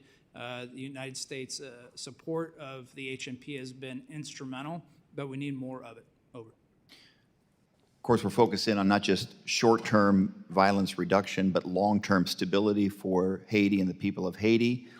What steps is the administration taking to ensure that the gang suppression force fits within the broader U.S. strategy toward Haiti, addressing not just security, but also governance, judicial responsibility, accountability, judicial impunity, humanitarian needs, and ultimately long-term stabilization for the people of Haiti? Well, Representative, I think we've talked a little bit about some of the steps that need to be done in addition to securing the security situation. One of them is getting governance of Haiti by Haitians. Right now, you have no elected representatives in any branch of government in Haiti. All of the last elections were 10 years ago, and the people who were there were sort of put in by outside bureaucrats, and nobody had much respect for them. So one of the big parts of the strategy is for the Haitians to go ahead and, as rapidly as the security situation will allow, to have elections, get representatives in their legislature, get an elected president, start to appoint judges and so on, and have their own accountability mechanisms. We can't substitute all of those from the outside. The other is economic. This is why we were calling for a multi-year reauthorization of Hope Help. You can't go on forever with just outside injections of aid. I mean, much as important as the humanitarian aid is, that's not the optimum way to live. We want people to have jobs and for the Haitian economy to be functioning and so on. And the way to do that is to attract outside investment. So these are all pieces of the puzzle that have to work together. But they're, as the Colonel said before, they're all interdependent on each other. One of them by itself is not going to work. We have to make them all fire on all cylinders at the same time. All right, I would just finally add, Mr. Chairman, that remittances from Haitian TPS owners in the United States would certainly help with stability in the country, and I feel it's not in the United States' interest to return Haitian TPS owners to a dangerous situation in Haiti. I yield back. Thank you. Representative Baird. Thank you, Mr. Chairman and Ranking Member. Appreciate you having this hearing. And Ambassador Kozak and Colonel Gorkowski, we appreciate you being here and answering the questions from the committee. It really helps us understand where we're at. You know, after the fall of the Soviet Union, and I'm skipping some things that were happened back in 1915 regarding Haiti and our involvement there, but after the fall of the Soviet Union, our efforts did not cease. We continued our support for a democratic Haiti, and first in 1994 and then in 2004, the U.S. military stepped in to prevent military coup and the attempts against the democratically elected President Bertrand Aristide. So yet after all of our intervention, Haiti continues to devolve, and in 2021, the country descended into gang violence, which you've talked a great deal about, following the assassination of the President Mosey. And according to Secretary Marco Rubio, the only way to bring stability to Haiti is to first eliminate the 40,000 violent criminals. So we have our challenge, and you've expressed that already. But our goal and the goal that's in front of us, so I want to take a look at the UN and U.S. has a coordinated response. Haiti has hired a private contractor, Vectis Global, I think is the name, to help with revenue collections and border and customs enforcement. So, Colonel, how do you anticipate the information sharing and operations between the Vectis and other military forces and the forces from Haiti? And how will these operations be deconflicted regarding the information that they receive? So that's a great question, and I'd like to highlight that the Haitian task force, of which Vectis Global is a part, is a tremendous partner. And just in the next week, we will coordinate the placement of a Haitian task force member in our joint operations center. So we will actually have an individual, he will be a Haitian National Police individual who is part of that task force of which Vectis Global supports, who will coordinate and deconflict both operational planning and operational execution. And I can tell, or I think that I'm seeing that you think that coordination is working well and will continue to improve.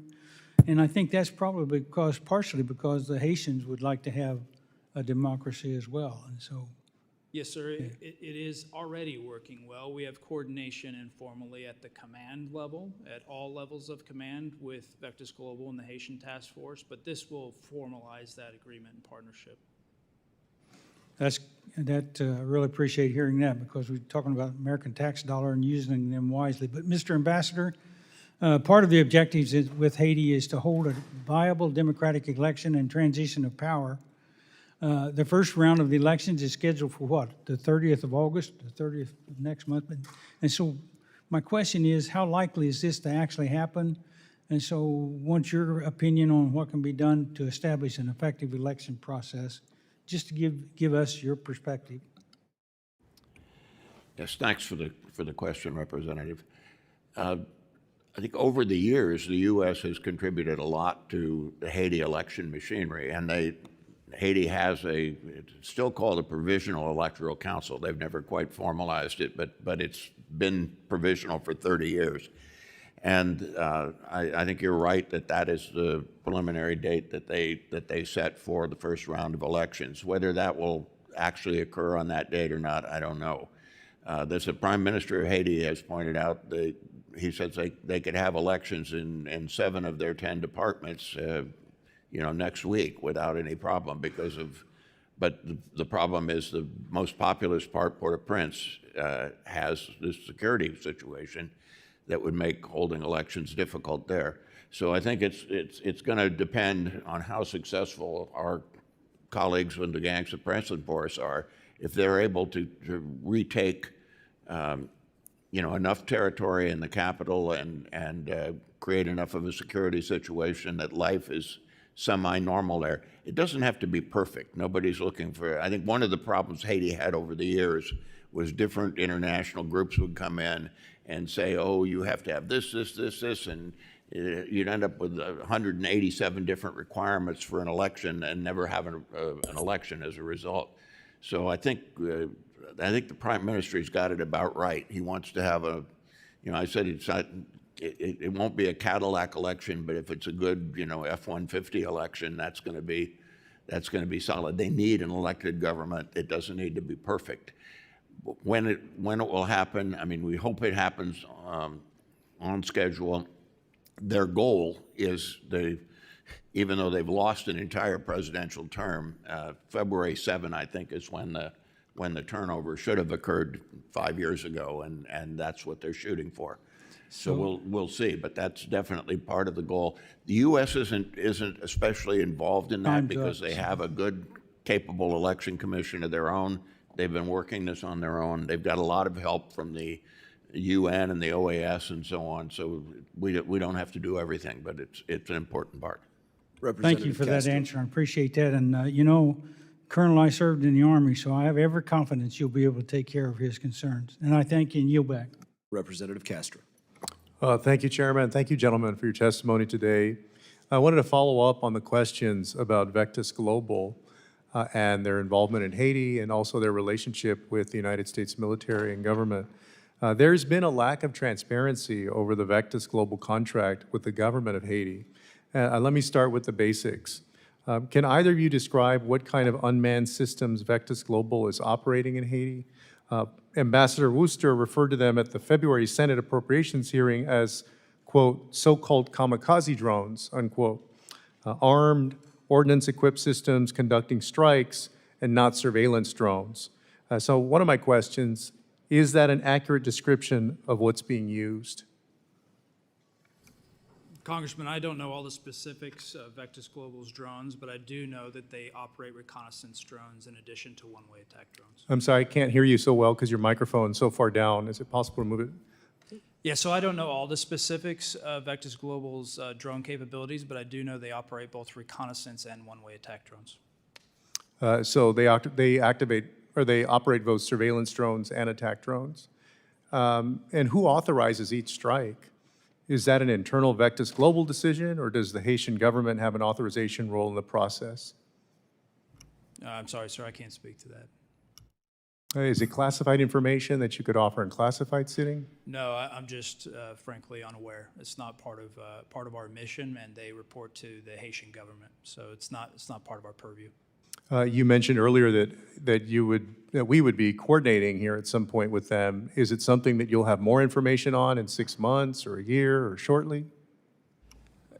Likely, but our coordination is going to be focused on operations and deconfliction. Right now, the task force, the Haitian task force of which Vectis Global is a part, operates in a different part of the area of operations, so we don't have any overlap.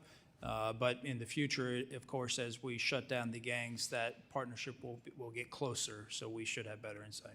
And, well, I just want to know, I mean, for us as the Oversight Committee, and really for our government and for our nation, this is an American company using American technology that may be, or that is using attack drones in Haiti and may be killing people on the streets. And so I do think that it's something that you all should be apprised of, and that certainly as the oversight body that we should be apprised of. So I will revisit this issue with you in the future and hope that we can get more clarity on it. My next question for Mr. Kozak. Human Rights Watch published a report on March 10th documenting drone strikes by Vectis Global in Haiti between March 1st, 2025 and January 21st, 2026. Their researchers confirmed at least 43 adults killed who were not members of any criminal group and 17 children killed in that period. Has state reviewed these findings? I'm generally aware of them, yes, but we don't have a capacity to cross-check them. I mean, I take them at their word. And so I was going to follow up with a question, does the department maintain its own independent casualty count for a company it licensed to conduct these strikes, or is Human Rights Watch's the only accounting that exists right now? Well, first on the question of licensing, this is something I checked with. We cannot confirm or deny whether any particular license has been issued to any company or not. Unfortunately, I actually wanted to be able to say more on that, but I'm told that by our lawyers that pursuant to law, it's considered a proprietary information, and so that part I can't get into. On the ability, throughout the world, we do rely heavily on human rights organizations for facts and figures of that kind. Well, let me ask. In Haiti, where our embassy is very, very constrained at this point because of the security situation. Sure. Let me follow up with a question to Colonel. Do you believe, having said what I just said about a Human Rights Watch report, which Mr. Kozak essentially said was true or had no reason to doubt, do you believe Vectis Global's activities meet the standards that we expect of the U.S. military? What I can tell you, Congressman, is that Vectis Global operations and the task force operations for Haiti have become more and more discriminate. They have gathered intelligence and had considerable success, especially over the past 6 months, putting the gangs on their back foot. So I think that they are performing a function that is essential to Well, future Haitian you said that they become more discriminant, would suggest that they become better at what they're doing and more discerning, but it looks like they killed 17 children and 43 adults who were not associated with any criminal group. I mean, certainly we would expect more discrimination or discernment than that. Yeah, so I don't know the specifics on civilian casualties, but this is a war situation, and unfortunately, that's a reality for the situation we find ourselves in, and we do everything we can to mitigate risk associated with that. The Haitian Task Force Invictus Global, I'm confident they're performing the same measures. I'm out of time, so you'll back. I'm going to recognize myself for questioning now. I want to begin by just saying this. I have found it amazing how much support I've seen by many of my colleagues saying 100% support for all of this work going on in Haiti when Haiti is not developing nuclear weapons. They weren't attacking the United States of America in ways with drugs and other things like Venezuela and Iran had been doing year after year, decade after decade, but 100% support there. That to me is just incredibly ironic. I want to start with questions about the MSS, and then we're going to go to the GSF. So just very plainly, U.S. put $1 billion, probably over $1 billion. Canada committed about $500 million to MSS. Where did the $1 to $1.5 billion go? Because Kenya did not give us what was promised. I'd have to go back and get you exact figures on that, Mr. Chairman, but my understanding is a lot of it went to logistic support that we were providing to the operation, to the Department of War and their contractors. How much do you think they paid each of the Kenyan service members? I want to say it's the service members of something in the order of $33 million. In total of the $1 billion, the service members' stipend of that was about $33 million. Yeah. It was about $14.48 per individual, or just under that. The vast majority went to logistics, aerial movement of personnel and equipment, and then sustainment, the food, the health care, the hospital. I'd like to see the ledger of what Kenya grifted off of the United States of America for this, off the American taxpayer. Can you provide us with the ledger of that? Yes, sir. Perfect. I want to move to the current situation of what's going on right now.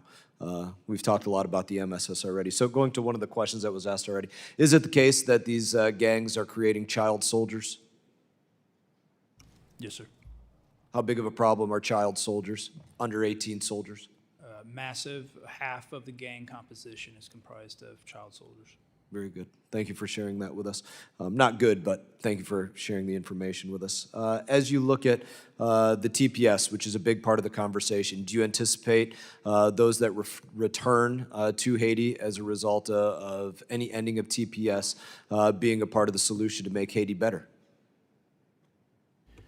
Yes, I would say so, Chairman, that you know, you have people going back that have training or have matured in the United States and weren't part of the gang situation. TPS decimated their police force. Will so an ending of TPS bring people back? Yeah, and hopefully there'll be employment opportunities for them in the security forces, both the police force, but also the military that the Haitians are going to be As I made the point earlier, it was so much of a problem for Haiti that they had to go to making people come and receive their paychecks in person because so many of them were receiving their paychecks by direct deposit, and they were off in the United States of America, and they were not in Haiti doing their police work.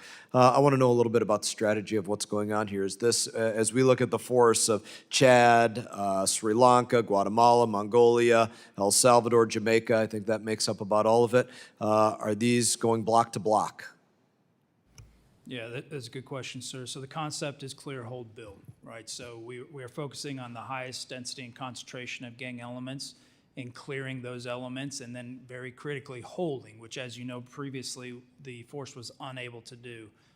So holding those, those areas with persistent presence, and then bringing in the build component, which is integration with Haitian security forces. Chad is the largest group. Did you say build component? Was that the word? Build, yes, sir. Bill? Partner with Haitian security forces and ensure that they can sustain themselves. Chad, the largest group there. Who's the fighting force? Who's the hold force?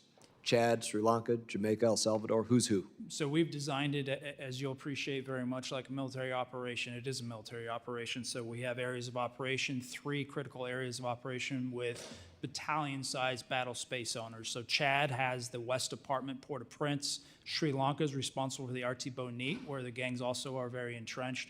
And then Cote d'Ivoire will come in and take the Center Department, which occupies, the town of Mirabelais is. How many high-value targets have you identified for targeting? Not that you've hit yet, but necessarily targeted. Yeah, I'd be happy to give you specifics in a classified session, but we're at the very front edge. So right now, for targeting purposes, it's 0. We will change that in the very near future, next 45 days. I'll be curious to hear more about that one specifically. How much ground has been held so far? So we've just built 2 critical forward operating bases. One of those is the Base Fertière, which is just across the street from the U.S. Embassy. We're thrilled to have you there in the next week or 2. That's a massive footprint that was previously a Haitian military base. We've now expanded into a critical stronghold that the gangs held previously in Lower Delmont. This is critical. It's between the seaport and the airport. And we expect to expand in the future, the very near future, on the north side of the airport, and then to the outlying provinces. Happy to give you those details in a classified setting. Very good. Thank you for the information on that today. Thank you for your testimony, and we will go to Representative Jackson next. Thank you, Chairman Mast. Thank you for panelists for being out today, and thank you, Ranking Member Meeks. The Trump administration's immigration policy has drawn some level of criticism for appearing to apply different humanitarian standards to different populations. While it moved quickly to admit white South Africaners as its stated policy from South Africa, where there has been no evidence of any brutality or repression, they've classified them as refugees based on claims of racial persecution. It simultaneously sought to terminate temporary protective status for hundreds of thousands of hardworking Haitians despite Haiti's ongoing political collapse. And I must say, we've had some participation in that by abducting one of its presidents recently. This reflects a selective approach to refugee and humanitarian protections that is difficult to reconcile with a consistent application of U.S. asylum and refugee principles. The question is, what objective criteria did the administration use to prioritize refugee emissions for white South Africans while seeking to end TPS protections for Haitians facing extraordinary violence and state collapse? Mr. Kozak? Representative, I would say first, I think there's a big distinction between TPS and asylum or refugee status. A refugee or asylum, the individual needs to be able to show that they're being singled out for persecution based on race, religion, ethnicity, political opinion, something like that.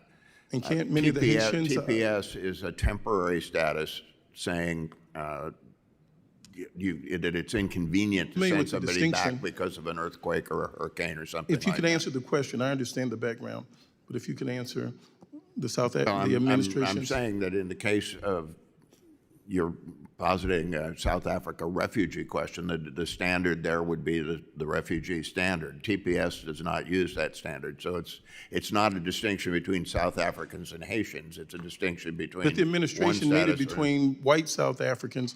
Are there no other groups of people in South Africa that could also seek some sort of refugee status? The administration was very clear, only for white South Africans. But let's focus on Haiti, which is the real concern. Well, this is an arbitrary classification as well. People anywhere that are out of their country can claim refugee status. Is it dangerous for Americans to visit Haiti? Currently? In terms of our travel advisory? Yes. It's dangerous for Americans so to visit Haiti, particularly the Port-au-Prince part of Haiti. Why are we sending Haitians back to Haiti if we acknowledge it being dangerous? The State Department travel advisories that are done for Americans, and they relate to dangers or risks that are particularly applicable to American visitors in another country. That doesn't necessarily apply to the population of that country. And so you can understand, for example, Americans can be at high risk of being kidnapped and extortion campaigns. Can a and it Haitian might be at a high risk of being killed when they return to their home country? It depends on the part of the country, So the Congressman. answer is yes, correct? It depends on the part of the country. If you are in Port-au-Prince and in an area controlled Which is by the the largest gangs, you're city. at risk of being harmed by the gangs. So if we could say, if you get crosswise with them, yeah. so if the largest city is unsafe, we can also assume that many parts of the other country would be unsafe. Where people are returning so far is in the north to Cap Haitian, which is relatively stable. People go to work there and so on. Well, if you will, in closing, do you agree with the administration's policy of ending the temporary protective status for those Haitians that are in danger going back home? I represent the administration that adopted that policy, yes. You support it? Thank you. I yield back. The gentleman yields back. At this time, we'll recognize the representative from Michigan, Representative Huizinga, for 5 minutes. Thank you, Mr. Chairman, and good to see you all. Mr. Kozak, I also happen to chair the U.S.-Canada Interparliamentary Group, and we have been having some obviously robust conversations with the Canadians about forest fires and a number of other things, not to mention trade. So at some point, actually beyond this, I'd love to have a conversation with you about that relationship at a different time. So if we can make that arrangement, I would appreciate that. Happy to do it. Oh, great, thank you. Not long ago, in fact, 2021, 5 years ago, a family from my previous district in Oceana County in Michigan went to Haiti on with a humanitarian purpose, serving with Christian Aid Ministries. Following a visit to an orphanage in the eastern part of Port-au-Prince, a husband and wife working as Christian missionaries, and their children were abducted and held for over 5 months by 400 Mawazo and part of the Vive Ensemble gang coalition, which is designated as a foreign terrorist organization, the FTO, which is accounting for, I think, as you had said to the chairman, sorry, I think it may have been Colonel Gorkowski, that about half of those armed gangs are now minors, correct? Yes, sir. Okay. Well, in total, 16 Americans and 1 Canadian, including women and children, were held for a $17 million ransom, and after months of negotiating by U.S. agencies, some of the hostages were eventually released. The others, while their captors were distracted, had quite a harrowing escape under the cover of darkness and were later recovered by our FBI in the Haitian bush. The DOJ finally served justice in December of 2025 when the ringleader of the 2021 abduction was sentenced to life in prison without the possibility of release. This story is just one of many that speaks of the criminal enterprises and depravity that dominate a small country. And I have to tell you, in my area, within my own personal church and within our community, both in the faith-based and non-faith-based area, Haiti has been a huge part of both humanitarian and mission fields. And a number of adoptions that have come out of there and those kinds of things is impressive. We have people trying to help people, but we see this lawlessness that has hit Haiti just impact so many families, both obviously down there as well as here in the United States. Colonel, the Gang Suppression Force's mission is to have a Haiti that can secure itself. And we've heard today that's quite a lofty goal and far from certain or possible in the near term. I think before you were cut off, one of my colleagues was asking you about the contract that the Haitian government has. And you were starting to say that this contract is performing a necessary function because of this FTO and the situation down there. So I just wanted to give you a moment to let you sort of answer that question that had been cut off. Yeah, thanks for that opportunity, sir. I will say, you know, there are certain things the Gang Suppression Force can do and things they cannot do based on the mandate.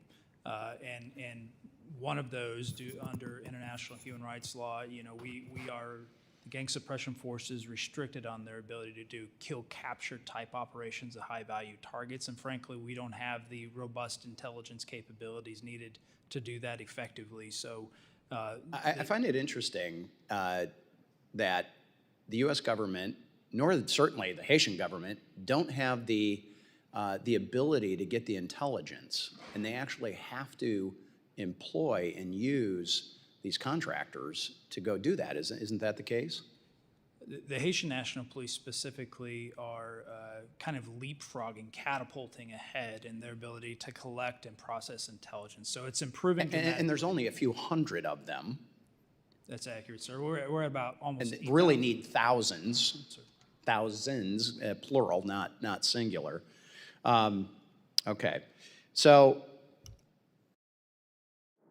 we were down in, there was a group of us that were down in the Dominican Republic in December and had the opportunity to speak to the chargé, Mr. Wooster, via telecom. And I'm curious, at that time, it was pretty dire. Is Haiti in a better situation than it was 6-8 months ago, or are we in a worse situation? We are most certainly in a better situation now, but any additional assistance will, again, kind of catapult progress. And do you have an estimate, my time is running up here, but Colonel, do you have an estimate of what a realistic timeline for Haitian forces to take the lead in securing their own sovereignty might be?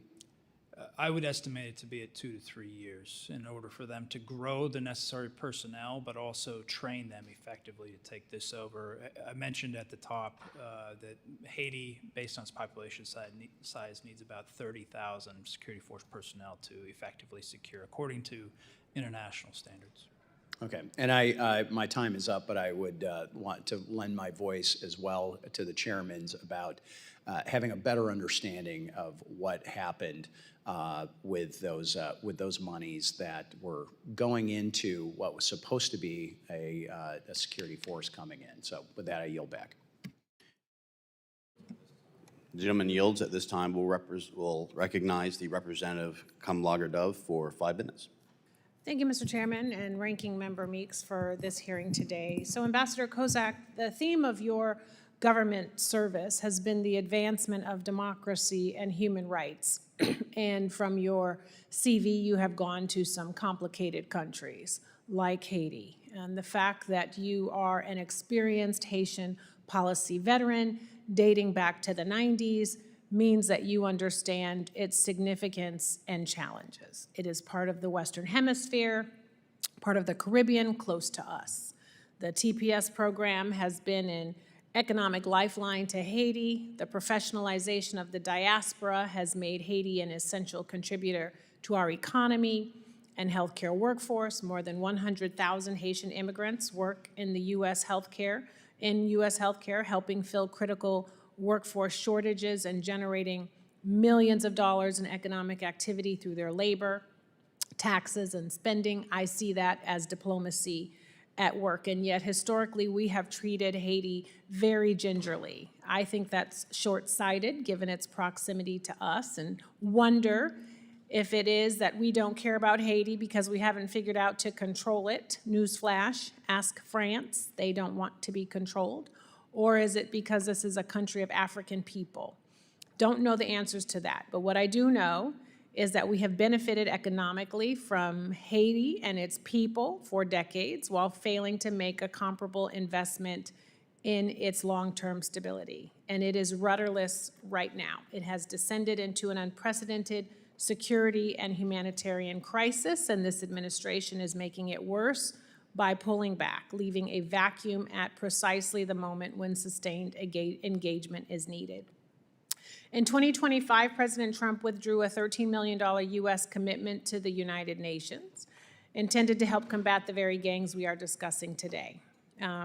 So Ambassador Kozak, Public reporting indicates that the department approved a license allowing Vectis Global to provide defense services to the Haitian government in connection with the reported $52 million security agreement. So can you at least confirm that the department issued that authorization? Regrettably, Representative, I cannot. I'm told by our lawyers that I cannot confirm or deny whether anybody has applied for a license or whether we've granted or not granted a license to a particular company. So is it that you don't have the information or you're not allowed to share the information? I'm not allowed to share information. Okay. So do you know? I'm told by law that we're required to keep it Well, confidential. somebody knows. So could you share it in a classified setting? I think the question would be for our Bureau of Political Military Affairs that runs the licensing, but my understanding is that they're not able, there are reporting requirements they have with Congress. I get it. Nobody wants to tell us anything. So do you know if the license authorization is for 1 year or 10 years? I can't say comment on a You know, so I'm only asking hypothetical because license. we are, you know, some of this has been reported in the news. So I want to know then, if you even know what's in the security agreement. Does it include things like a performance-based commission for Vectis Global? I'm assuming you probably can't share that either. I'm also wondering how they would collect taxes, because part of the agreement, and we've heard about it, includes revenue collection. So wondering what that looks like, and do they get a commission based on how much taxes they collect? But I'm assuming, I mean, I'm also curious as to who they report to.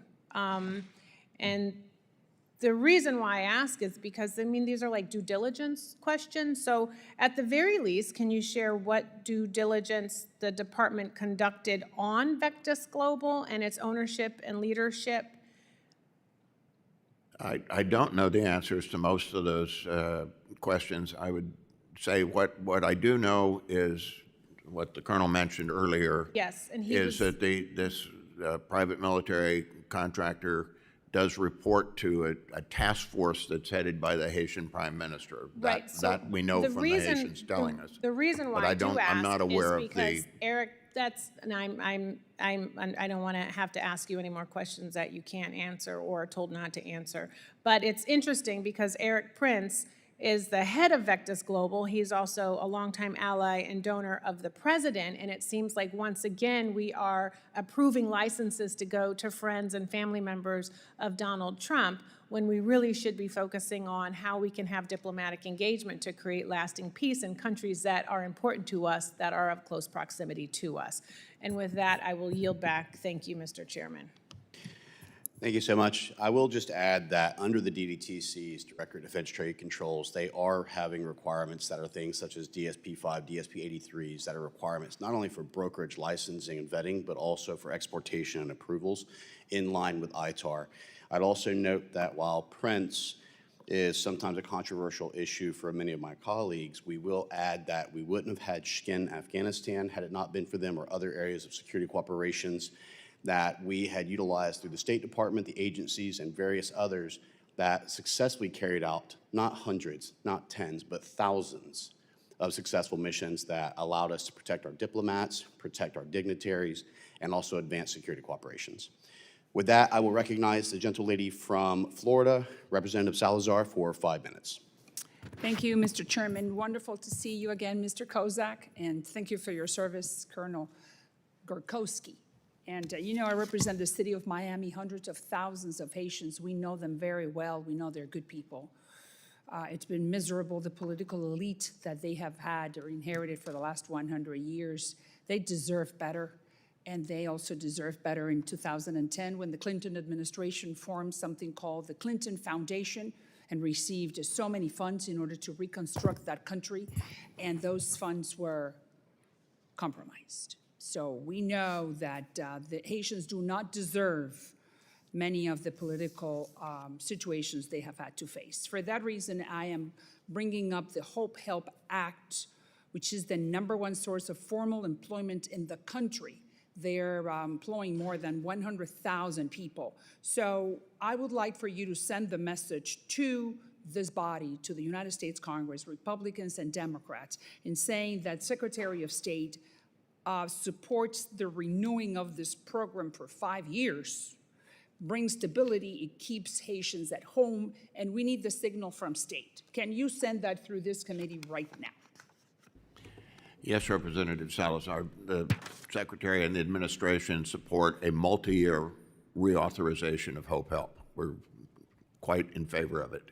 And What else do you think state could do in order to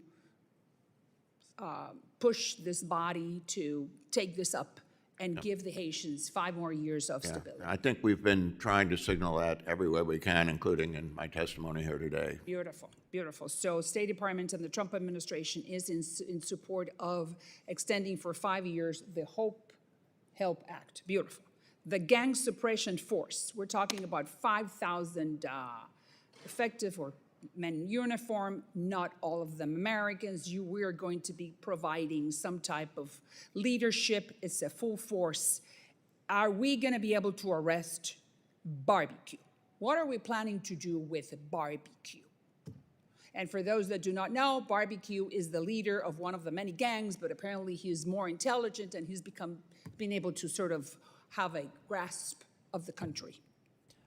You know, that's a great question. And of course, barbecue has been on the minds of anybody who looks at Haiti. You know, the great strength that barbecue has developed in recent years, in the last 3 or so years, is the development of alliances. And one of our alliances. So he has aligned himself with whom? Other gangs? Yeah, so 2 large gang coalitions, G9 and GPEP, allied over the past few years, and now you have 20-some separate gangs who are allied under this Viva Ensemble. And why? What has he done? What does he have? Why is he so capable of uniting all these criminals behind him? Yeah, so it's predominantly influence, largely through social media, but also influence through resources, so money, weapons, etc. Who gives them those resources? Yeah, it comes from many different angles. Weapons and ammunition that come, in some cases, direct from Florida and New York through the Dominican Republic. They have porous borders. Who pays for that? They generate the revenue largely through illegal tolls, taxation. The areas they control, they are the de facto sovereign. So they collect taxes, they excise tolls, they control shipments, from the seaport. From the official border crossing points. So they have massive revenue generation, thousands of dollars for individual vehicles. And do you think that this gang suppression force, 5,000, will be able to, is there any way that we can barbecue? Can we roast him? I hope so. Slowly. Yeah. Like, those pigs that they get roasted little by little, that's exactly what he deserves. And I'm sure that this is going to go viral on social media. That's exactly what the United States forces should do to barbecue him. Is there any way that we can do something similar? Yeah, we are focused on retaking the territory controlled by the gangs, and through that, we will suffocate him and his lifeblood. Are we going to be able to arrest him? Do you think, is there any possibility that we're going to be able to arrest this man and bring him to justice? It is absolutely a possibility. It's a top objective. And by when do you think that could happen?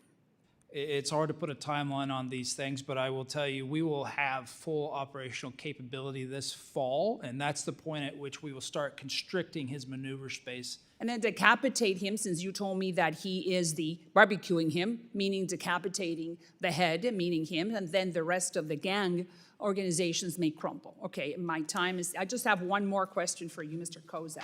You know that I sent a letter to you and to Secretary Rubio basically asking for this shell company called Comercio Dola, whatever, in Cuba. And what they do is that they're the shell company for the Cuban military in charge of human trafficking. So this is the organization that does business with other countries, and those other countries send money to this shell company. And basically what they're doing is that they are in the business of human trafficking Cuban doctors, trafficking Cuban doctors. And why do I say that? Because these doctors are modern-day slaves. They get paid 5% of their salary. They cannot bring to the country where they're going to be serving wife, kids, families. They are just slaves. They cannot receive the money. That money that they are earning is deposited in a Cuban bank. Bottom line, modern day human trafficking. Is there any way that you can put this shell company on the blacklist? And when I say that, why does that happen? Because when that happens, then you will be saying to those countries that legally they cannot send money to this organization. You have the golden touch to stop this. When could you do this, sir?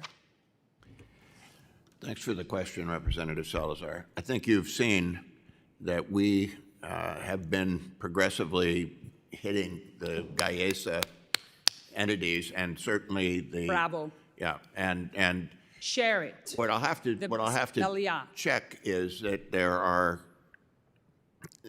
when we hit one of the parent entities, automatically the subordinate ones become subject to sanction as well.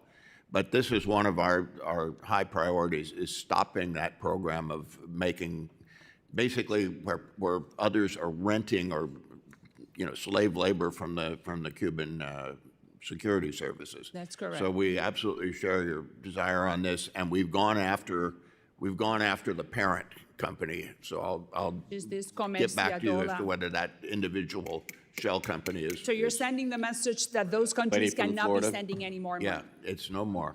Thank you so much. Chairman, can I take a quick break? yield back. Thank you. And I would just add also, when we talk about the influence of barbecue, please note that he was very close to the previous president, which gave him a lot of influence, and he pushed it in a way where he would actually say that I'm here to stop what's going on in Haiti. He was also a national police officer for a while, so he did have influence, he did have leadership, he did have a mentorship, and I think that they trusted in it, but it needs to come to an end. At this time, I'd like to recognize the gentle lady from Pennsylvania, Ms. Dean, for 5 minutes. I thank you, Chairman, and I thank the Chairman Mast and Ranking Member Meeks for holding this hearing. I thank our witnesses for being here today. As has been described, Haiti is in the middle of one of the worst humanitarian crises in the world. Nearly 1.5 million Haitians are currently displaced, according to IOM. 5.8 million Haitians, half the population, are food insecure, hungry, according to World Food Program. Vital health and social services collapsing, access to health care inconsistent, schools frequently closed. Ambassador Kozak, you testified that the United States' overarching objective in Haiti is baseline stability. And it seems that while gang violence has exacerbated Haiti's humanitarian crisis, Haiti's underlying humanitarian crisis is also a continuation or a cause of the continued violence and instability, an ongoing cycle of instability that I know you both are interested in breaking. But let's take a look at what has happened. And this started on January 20th of this administration. Due to the dismantling of USAID and other cuts at state, there have been significant cuts to U.S. humanitarian assistance to Haiti. Specifically, January 20th, when the president was sworn in, he ordered a review of foreign aid, which began an immediate 90-day pause. March 10th, 83% of U.S. aid programs cut. March 28th, the reduction in force notices went out. Ambassador Kozak, under this administration's watch, life-saving programs for healthcare, HIV treatment, food security, and clean water canceled outright. Some estimates put the cuts at up to 50% of all assistance programs that were in place for Haiti. Yet, the department continues to refuse to provide this committee with a full list of what was terminated, despite previous assurances that you would. Why is that, and when will we get a full accounting of that which has been cut? Okay, thank you, Representative Dean. Let me be clear that I think the administration's policy was to continue life-saving programs that provide water and food and so on.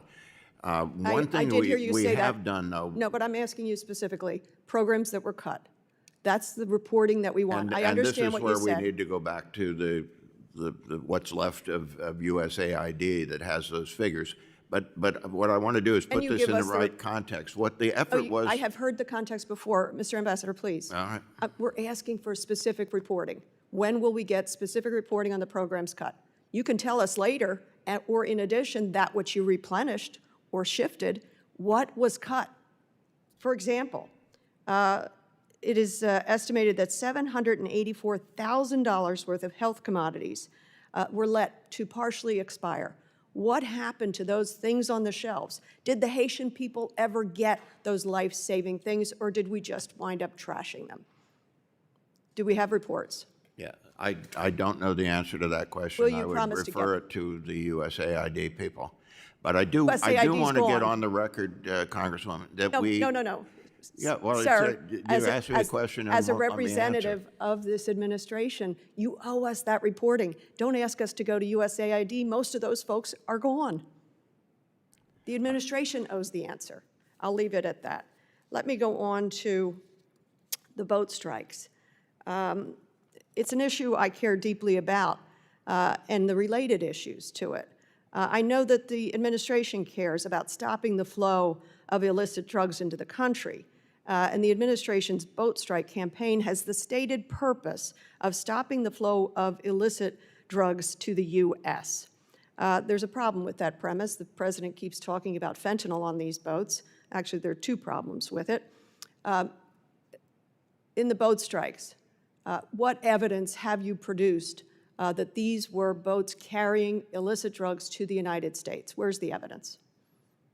I think you would put that question to our colleagues from the Department of War who've been carrying out that policy. But this is I do know that they feel confident that they are Yes, but targeting the correct here's the deal. targets. We have had so far 221 dead, 66 strikes. That's only as of July the 1st. There were 4 strikes in June alone that killed 16 people.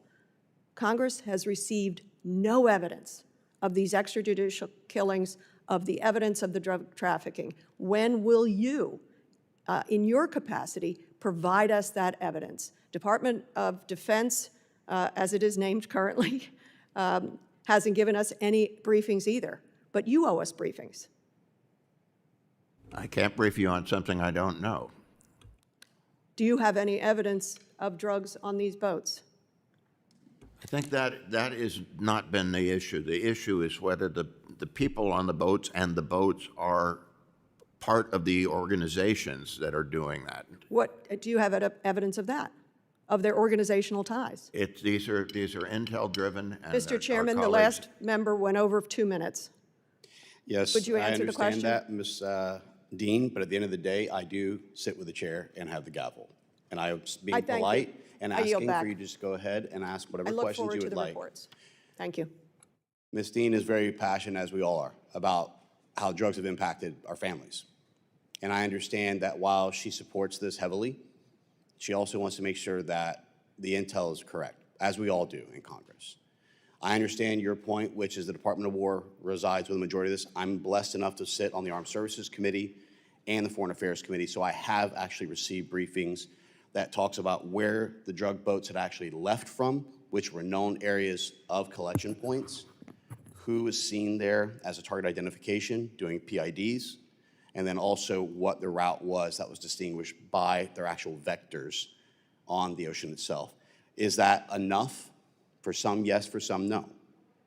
But I know that Ms. Dean and I have a very shared concern here, which is stop drugs from poisoning our families, from ruining lives, and making sure that our streets are safe. And I know we have that shared concern. I thank you, Mr. Chairman. Maybe you could get that briefing shared with the larger Congress. And of course, the false premise that these are fentanyl boats makes no sense whatsoever. Thank And you. the majority of them are not just fentanyl, they are cocaine and others. So I agree that we need a full brief. But you know as well as I do, Ms. Dean, that unfortunately, if we don't sit on certain committees, we don't always get the information. I don't get it from financial services. I don't get it from others. It'd be nice if that was the case, but it's not always, which is why we have our areas of jurisdiction. With that, I will now recognize the representative from New York, Mr. Lawler. Thank you, Mr. Chairman. The State Department currently lists Haiti as a level 4 travel advisory and tells Americans not to travel to Haiti for any reason whatsoever, and even encourages them to leave DNA behind in the event they do go to Haiti. Mr. Kozak, can you please share why Haiti is at level 4 And why is it unsafe for Americans to travel there? Well, these are determinations made by our Consular Affairs Bureau for countries all around the world. I would say in the case of Haiti, the factors that have gone into it. One, we've had, as Representative mentioned earlier, we've had a number of kidnappings of Americans and being held for ransom and so on. We have extremely limited consular services there because our embassy is so small.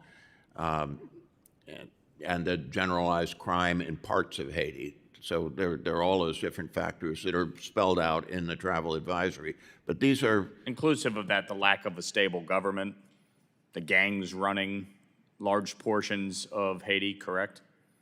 These are all part of the determinations? I have to go back and look at what the Consular Affairs cites there, but certainly that contributes to the risk of being kidnapped and so on, not having a stable government and having gangs in charge of areas of the country. Right. It's okay to acknowledge the situation on the ground there. Now, when DHS made the determination to terminate TPS for Haiti, did they consult with the State Department at all about the situation on the ground? DHS does consult with us about country conditions, both with respect to TPS determinations and with respect to... Okay, so in that consultation... But the decision is their decision. I understand. In that consultation, what did State say to the Department of Homeland Security? I don't recall, but I think you can say that... Well, it's not that we say, here is what we think about TPS. We say, here is the situation on the ground in Haiti. I would imagine you conveyed to the Department of Homeland Security that it is unsafe on the ground in Haiti, correct? I can't imagine that State said it's a safe Take a look at the Human Rights Report and other reports that we've done over time. They're consistent on that there's a really big security problem in Haiti. That's why we are standing up the gang suppression force, no doubt about it. Right. So wouldn't it stand to reason that before terminating TPS, we would want the gang suppression unit to do its work and ensure the safety and well-being on the ground? I think you go back to the beginning of this. So the temporary protected status. I know what temporary protected status means. Yeah, and it was protecting from an earthquake that happened 16 years ago. Right, multiple natural disasters, and then, of course, the assassination of the president of the country was inclusive of these determinations as to why TPS was extended. But State has a very specific role, which is to advise the Department of Homeland Security about the situation on the ground, and I can't imagine, given that we are setting up a gang suppression unit, that anybody at State would have said everything is honky-dory on the ground in Haiti and let's end TPS. I mean, is that the position of the State Department? No, it's certainly not anybody saying that it was honky-dory. All right, good. So over the last few years, the security situation has clearly deteriorated in Haiti, and what started as a downward spiral has ended up in a free fall. There's no legitimate government. The gangs are exercising authority over citizens, roads, ports, and much of Port-au-Prince itself. And the dire situation has resulted in a humanitarian crisis and extreme poverty. And since I joined Congress, I've been urging my colleagues on both sides of the aisle, as well as the Biden and Trump administrations, to prioritize the problems in Haiti. President Biden oversaw the UN's Kenyan-led multinational security support mission, which was an absolute disaster and a failure, okay? The gang suppression force has the potential to work because the whole objective is to eliminate the gangs and allow for a stable government to take form and allow for a free and fair election. So, Colonel, can you share how the gang suppression force differs from this Kenyan-led mission, and why is this the better route? Yeah, thanks for the question, Congressman. Very important to distinguish the two because they really are two separate entities. The biggest challenge that we began with was clearly identifying the problem, and the problem had been mischaracterized in previous intervention as a criminal problem. It is fundamentally not. It is a proto-insurgency, and we seek the gang suppression force to attack those proto-insurgent issues. So the gangs are comprised, their operations are comprised of 4 critical elements. One's arms and ammunition. 2 is resource flows, illicit resource flows, narcotics, et cetera. 3 is safe haven, and 4 is alliances. Our objectives are to eliminate that lifeblood from the gangs, and we've designed the force to do just that. We have an updated mission. We have very clear and distinct leadership from the last mission. The size, we're 5 times larger. The structure, it's a military-heavy structure, 4/5 military, 1/5 police. Yeah. And then finally, sustainment. The greatest burden to the U.S. taxpayer was through sustainment of the previous mission. The UN is supporting sustainment of this mission through assessed contributions. I appreciate that. And look, we want this to succeed. We want Haiti to be safe for Haitians to return to and have a more stable government and elect a government of their own choosing and have a democracy on the ground free of gang activity. Lastly, I would just say in the NDAA last year, we created the Office of Haitian Affairs. I see your colleague stepped away, but this needs to be set up within the State Department immediately and start focusing on what needs to be done, working with state and our staff on the ground there and the government of Haiti ultimately to have a more stable situation on the ground. So I would encourage the administration to get the Office of Haitian Affairs set up as Congress passed in the NDAA. I yield back. Thank you so much. I know that many of the members want to wait until the ambassador comes back so you can ask questions. In the sake of saving time, and again, I'm giving people extra time because I do think this is a very important issue. I know that Debbie knows how, Ms. Wasserman Schultz knows how important this is, being in the state of Florida and knowing how close to our own shorelines it is. And so I definitely want to give her the opportunity to ask the questions as well as for Representative Mfume. But I'll go ahead and recognize myself for 5 minutes and address with the Colonel, and that way it gives you guys time if you'll agree. Thank you. Colonel, looking at GS9, looking at barbecue, and looking at the gang activity, what could you utilize as a comparison to things that we have encountered like this in the past and what strategies were successful? Yeah, it's a really good question, and we've done a fair amount of comparative analysis trying to identify an appropriate solution. Probably Somalia comes closest in this regard. We built our solution not only through that comparative analysis, but also through detailed analysis of previous multinational force failures. The same themes are reiterated throughout history, and our distinct goal from the onset was to ensure we don't, complete the same mistakes of the previous missions. And if I may, we've seen where, and I'll bore people with the history, we always want to hit the contractor, right? I would argue that Lewis and Clark actually was a contractor as well who mapped out America, and we didn't have issues whenever it was to our benefits, and we've certainly seen where there are benefits, especially being a U.S. Army combat veteran myself, having been a contractor myself in various factions, whether it be with the agency or whether it be with the State Department, there are certain permissible capabilities that we have under letters of authorization, or in Iraq, for example, when you had the CPA, Coalition Provincial Authorities, that enable us to do things that is not governed by the Uniform Code of Military Justice and enables things to be able to come to fruition. We have to recognize that sometimes in warfare, sometimes in gang terrorist activity strategies or anti-gang strategies like this, there are certain restrictions and handcuffs on us that without that we could resolve very quickly. I lead that question into asking, what is the current oversight? Do you feel it's adequate for what we have regarding contractors in Haiti? Because here's what I always am concerned with.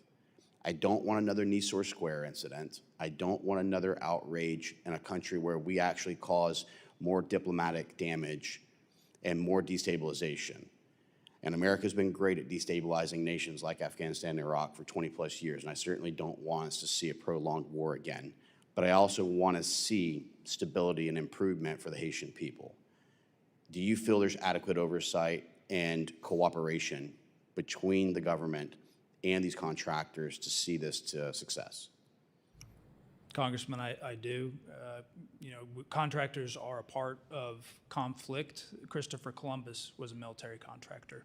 So it goes back through the duration of history. There are certainly elements of this conflict that the contractors and as a part of the Haitian task force, things that they can do and execute that are essential, and there are elements that have to be done by the gang suppression force. There is justification for each of those parallel efforts, but they must be parallel, and I do think they have the necessary oversight structures in place. I would caution using Christopher Columbus, given his treatment of the people of Hispaniola, and noting that it was under the doctrine of discovery under the Vatican that was actually approved by the Queen Catherine of Spain at the time, and the idea of expansionism and his own doctrine.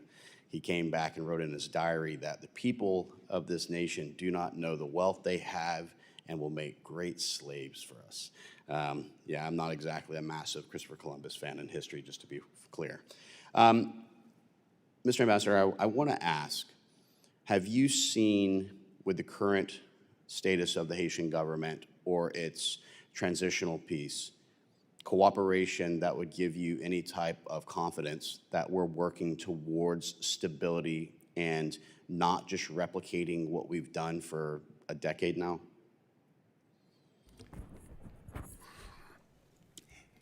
Yes, I think with a couple of specifics.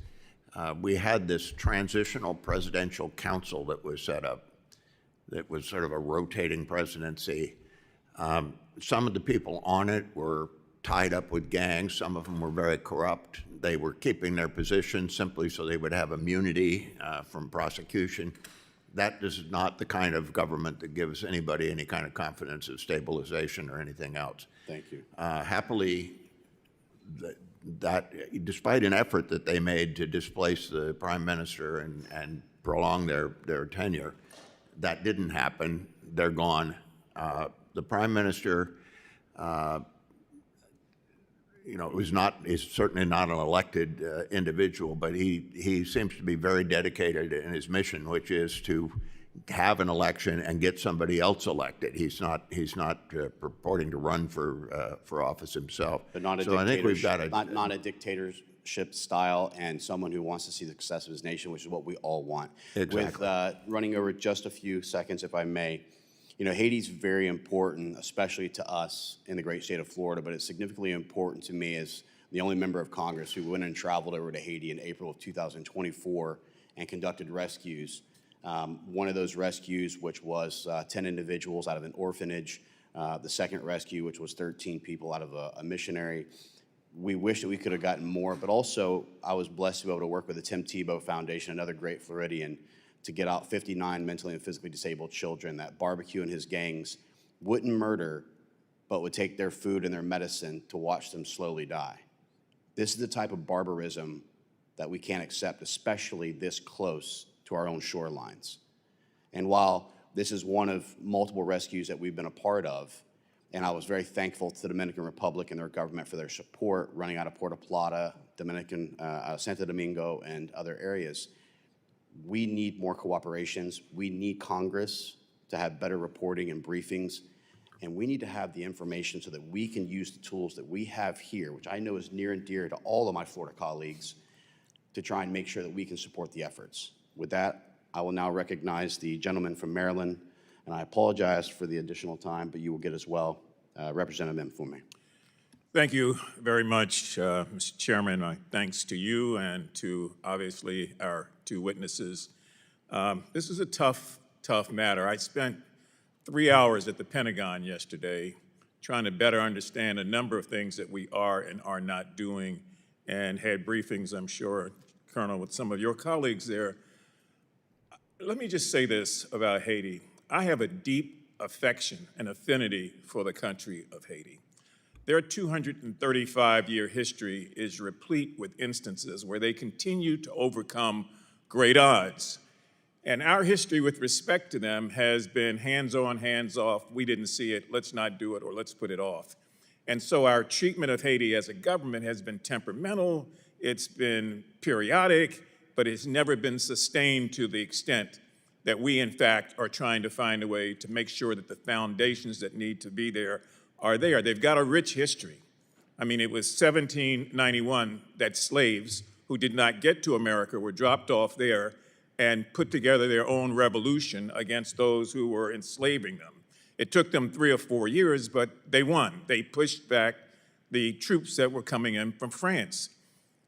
Napoleon, the, quote, great Napoleon, sent his troops there with an armada across the, right off the shore of the capital, threatening to invade. And Toussaint Louverture, who was the leader of the resistance, beat Napoleon. You know, they don't talk about that enough with Napoleon's history, but he was defeated there, turned around and went back to France, and then France, in turn, sends another big group of ships to come in and blockade Haitian ports for the next 10 years, and then impose something on them called financial indemnity, which means you've got to pay us in order for you to do business off your shores. It's all those kind of crazy things. In 1915, President Wilson had to send troops there because of the barbaric nature of those persons who had overthrown the government. And I think most of you know that from that point on, Claude Doc, Papa Doc Duvalier, ruled with an iron hand. He killed, murdered, tortured people. When he left, his son, Baby Doc, came in and did the same thing. It was so bad that by 1988, people were being hacked to death going to vote. Pregnant women being hacked to death with machetes. So this captured the world's attention, but it still took us several more years later to get involved. In fact, many of us argued with President Clinton at the time, you've got to send in Marines to stabilize what was really a torture and a massacre. So our Marines went there, they restored the government, and then there were attacks on the government because we couldn't stay there. So my point here is that this sort of violence that we've seen in Haiti did not start with barbecue, but he has found a way to make it his sort of torture and his sort of intimidation. We know after that, the earthquake came, we realized that the former president in 2021 was assassinated. We've seen all sorts of crazy things take place since then. I don't know to what extent the CIA is providing Colonel Yu or others with intel with respect to what's happening at that border in Hispaniola, where the Dominicans are on one side and where there's a lot of back and forth trafficking, or whether or not we're even monitoring it. But my sense is that this guy, Barbecue, has found a way to impose tariffs, if I can use that term, and just outright fear in the minds of people so that they're paying him. So 2 quick things, and I'm going to shut up. Temporary protective status is ended. I was here when it began. It began because of some of the things that I talked about earlier, that people there were being killed left and right, and nobody really wanted to pay any attention to it. We've got to find a way to extend that. I've written to the White House. We're going to continue to push back and push back. Unfortunately, the courts did not side with those people who were trying to extend it. But there are 300,000 Haitians here. If we sent them all back tomorrow, you can bet a good number of them will be killed and tortured because they will be seen as Americans coming back or forced to come back to that country. So I don't know to what extent, Mr. Ambassador, you're prepared to talk about your position on temporary protective status and the extension of it, but I'd be welcome to hear it. Well, I think as we mentioned earlier, Representative, TPS, of course, is a determination made by the Department of Homeland Security. Well, yeah, but they're not here. This is not past the hot potato today. I'm just trying to get your sense as an individual about whether or not we should be finding a way to extend it temporarily. Yeah. Look, what I have seen with other countries in the region where we've had TPS and so on is that it's not the 300,000 all go back at once. It's quite a number of the TPS beneficiaries have gained Homeland status Security there. said they're going to move the great dispatch to get as many out of this country as possible. So that's the reality, what they've said. And when you say that, you have to say to every person who's here, some of whom have families, and most of whom have families and raise their children. Now we're going to take you out of your neighborhood, send you back to Haiti so you and barbecue can figure out what happens when you get off the plane. That is not the way the United States of America should be proceeding on this. So when I asked, I'm assuming that you don't want to go beyond your orders here and give me your opinion, but you have to have some opinion. And I would hope that people outside of the White House have opinions also. We can't be complicit in murders that are going to take place as a result of trying to throw 300,000 people out of communities here in the United States and assume they're going to be okay when they get off the plane. I yield back. Thank you for the extra time, Mr. Chairman. Thank you so much, and I appreciate reiterating the history of violence that Haiti has faced and how this isn't a new issue and has plagued that nation for quite some time. I will just also, for the sake of stating it, the same way that I would never speak on behalf of the people of Maryland, as you wouldn't speak on behalf of the people of Florida, it's difficult when the State Department isn't able to respond to things because these are decisions made by other departments like Homeland Security and like the Department of War. Yes, we have personal opinions, but you know as well as I do as an elected official, sometimes our personal opinion of things comes secondary to our constituency. And so I know it's a very difficult position to be put in. And so I do appreciate that, Mr. Ambassador. At this time, I'd like to recognize an excellent member, the gentle lady from Florida, Ms. Wasserman Schultz, who I know will have a series of great questions regarding the people of Haiti and her constituency, which I believe makes up quite a significant amount of those. And so I recognize you for 5 minutes, but please feel free to go over as well. Thank you so much. Thank you, Mr. Chairman. It's good to see you up there, a fellow Floridian, and appreciate your kind words. I do want to, yes, acknowledge, highlight that I represent one of the largest Haitian communities in the United States of America. And I do, Mr. Chairman, want to just make a correction to an erroneous statement that Chairman Mast made before I arrived at this hearing, when he said that the terminated TPS for Haiti was only designated because of the 2010 earthquake. The most recent redesignation, and Mr. Chairman, if I can ask unanimous consent to submit for the record the 2021 designation of Haiti for temporary protected status into the record. Without objection. Thank you. That most recent designation from the Biden administration cites, quote, serious security concerns, social unrest, human rights abuses, crippling poverty, and lack of basic resources, to say nothing of the fact that the humanitarian situation now is just as bad or worse as after the earthquake.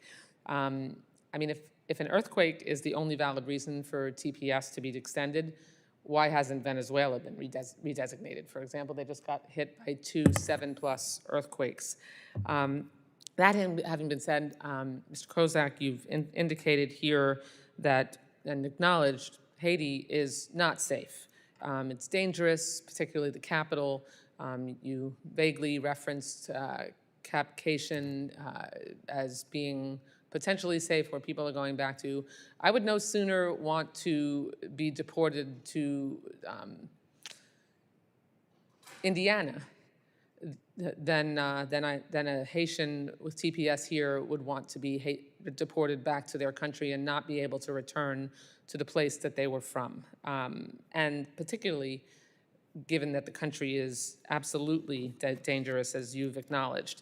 The only explanation for sending people back to Haiti, knowing it is dangerous, knowing it will undermine the mission and lead to more death, is evidenced by the personal animus that the president seems to have for the Haitian people. I think the president has shown a whole lot of that, despite all the testimony about countering gangs. The Secretary of State and other members of the president's cabinet have made clear that mass deportations are their #1 priority. And I mean, unless you're talking about self-enrichment, which is also ranks right up there with the president's priorities. Your job is to stabilize Haiti. Are those missions in conflict? Is it possible to stabilize Haiti while sending 350,000 people back there?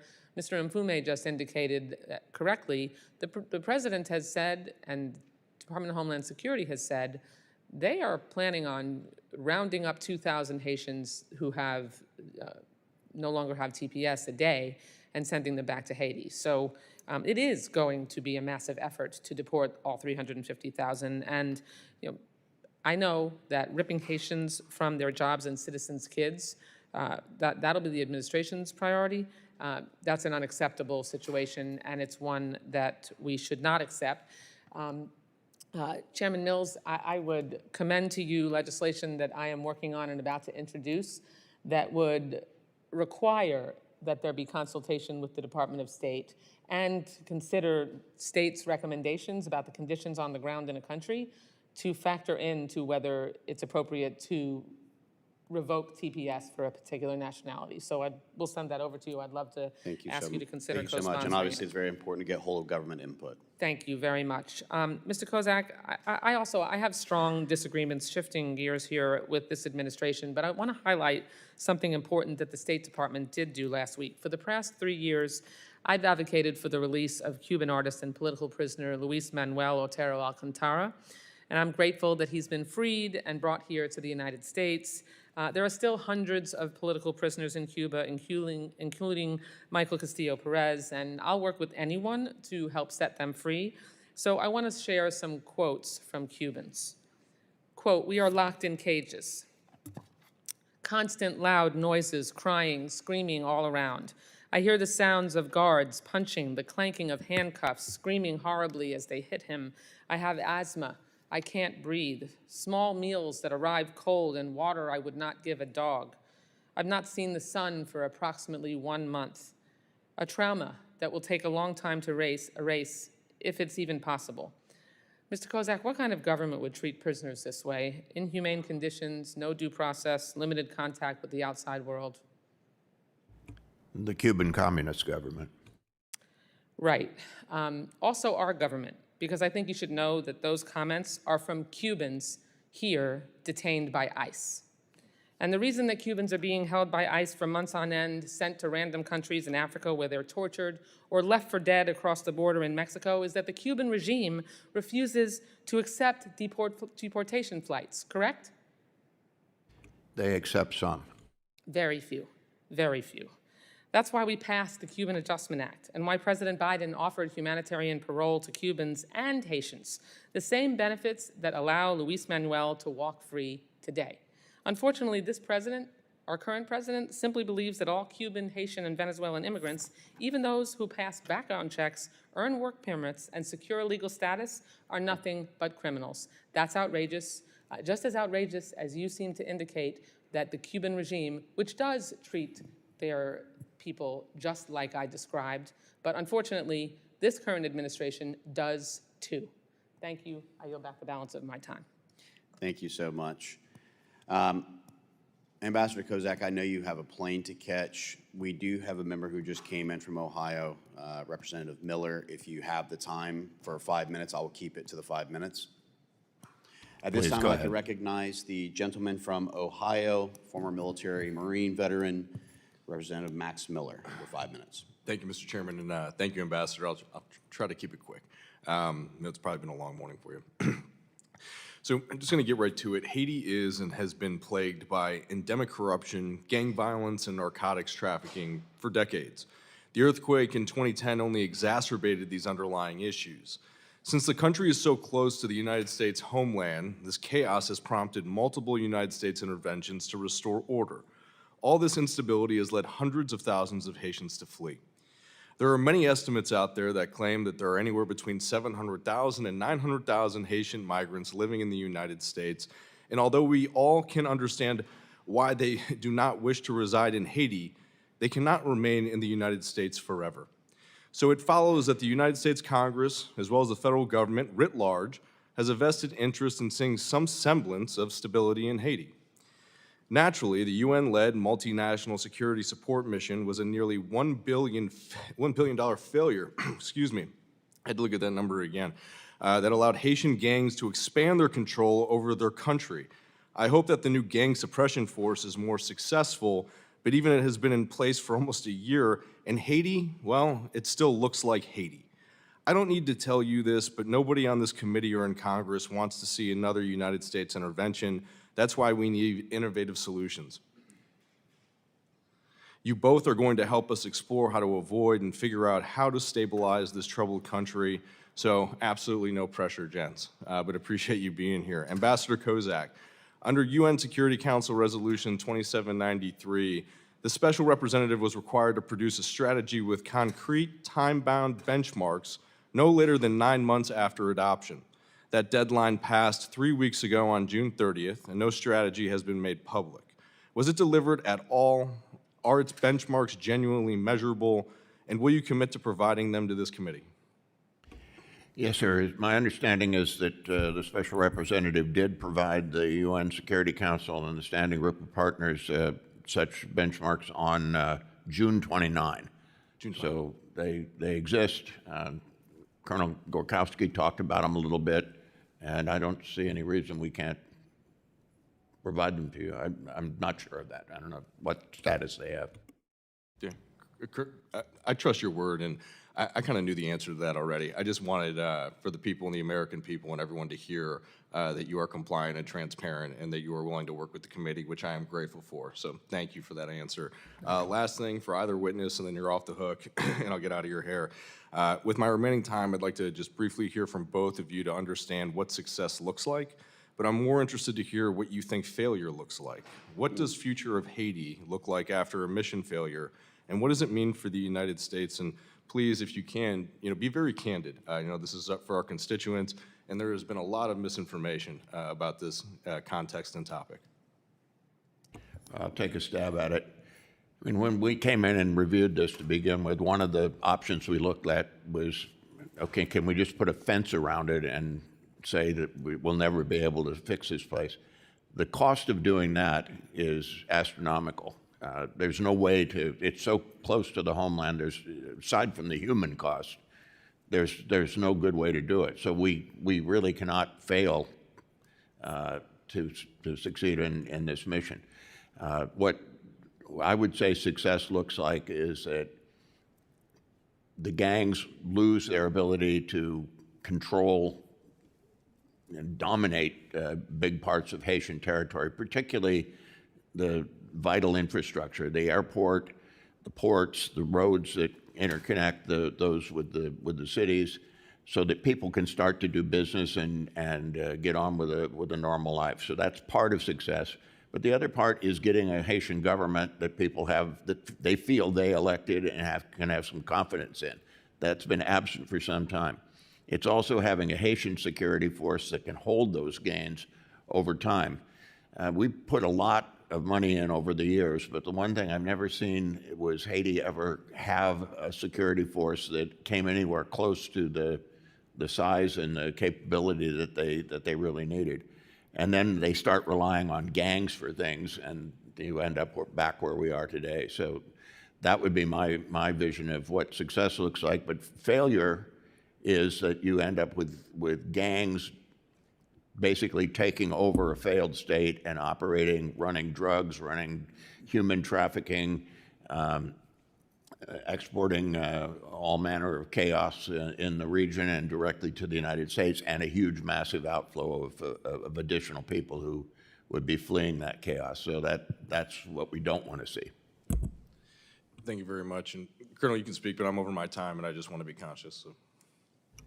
So just lastly, failure is very much this proto-insurgency tipping over into an insurgency. That is a worst-case scenario. 2009 Afghanistan, we had a ratio of security personnel to population that was about 108,000 people. We can't see that in Haiti. That is incredibly too much of a contribution. So there are four elements of the threat that have to be neutralized. I mentioned arms and ammunition, illicit revenue generation, safe havens, and alliances. Success for us is the removal from a security standpoint of all four critical elements of that gang lifeblood. Awesome. Thank you very much, gentlemen. Very much appreciate your time. Thank you, Mr. Chairman. I go back. Thank you. I want to thank the witnesses for their valuable testimony and for your service, and the members for their questions. The members of the committee may have additional questions for the witnesses, and we will ask you to respond to these in writing. Pursuant to committee rules, all members may have 5 days to submit statements, questions, and extraneous materials for the record, subject to the length and limitations. Without objection, the committee stands adjourned.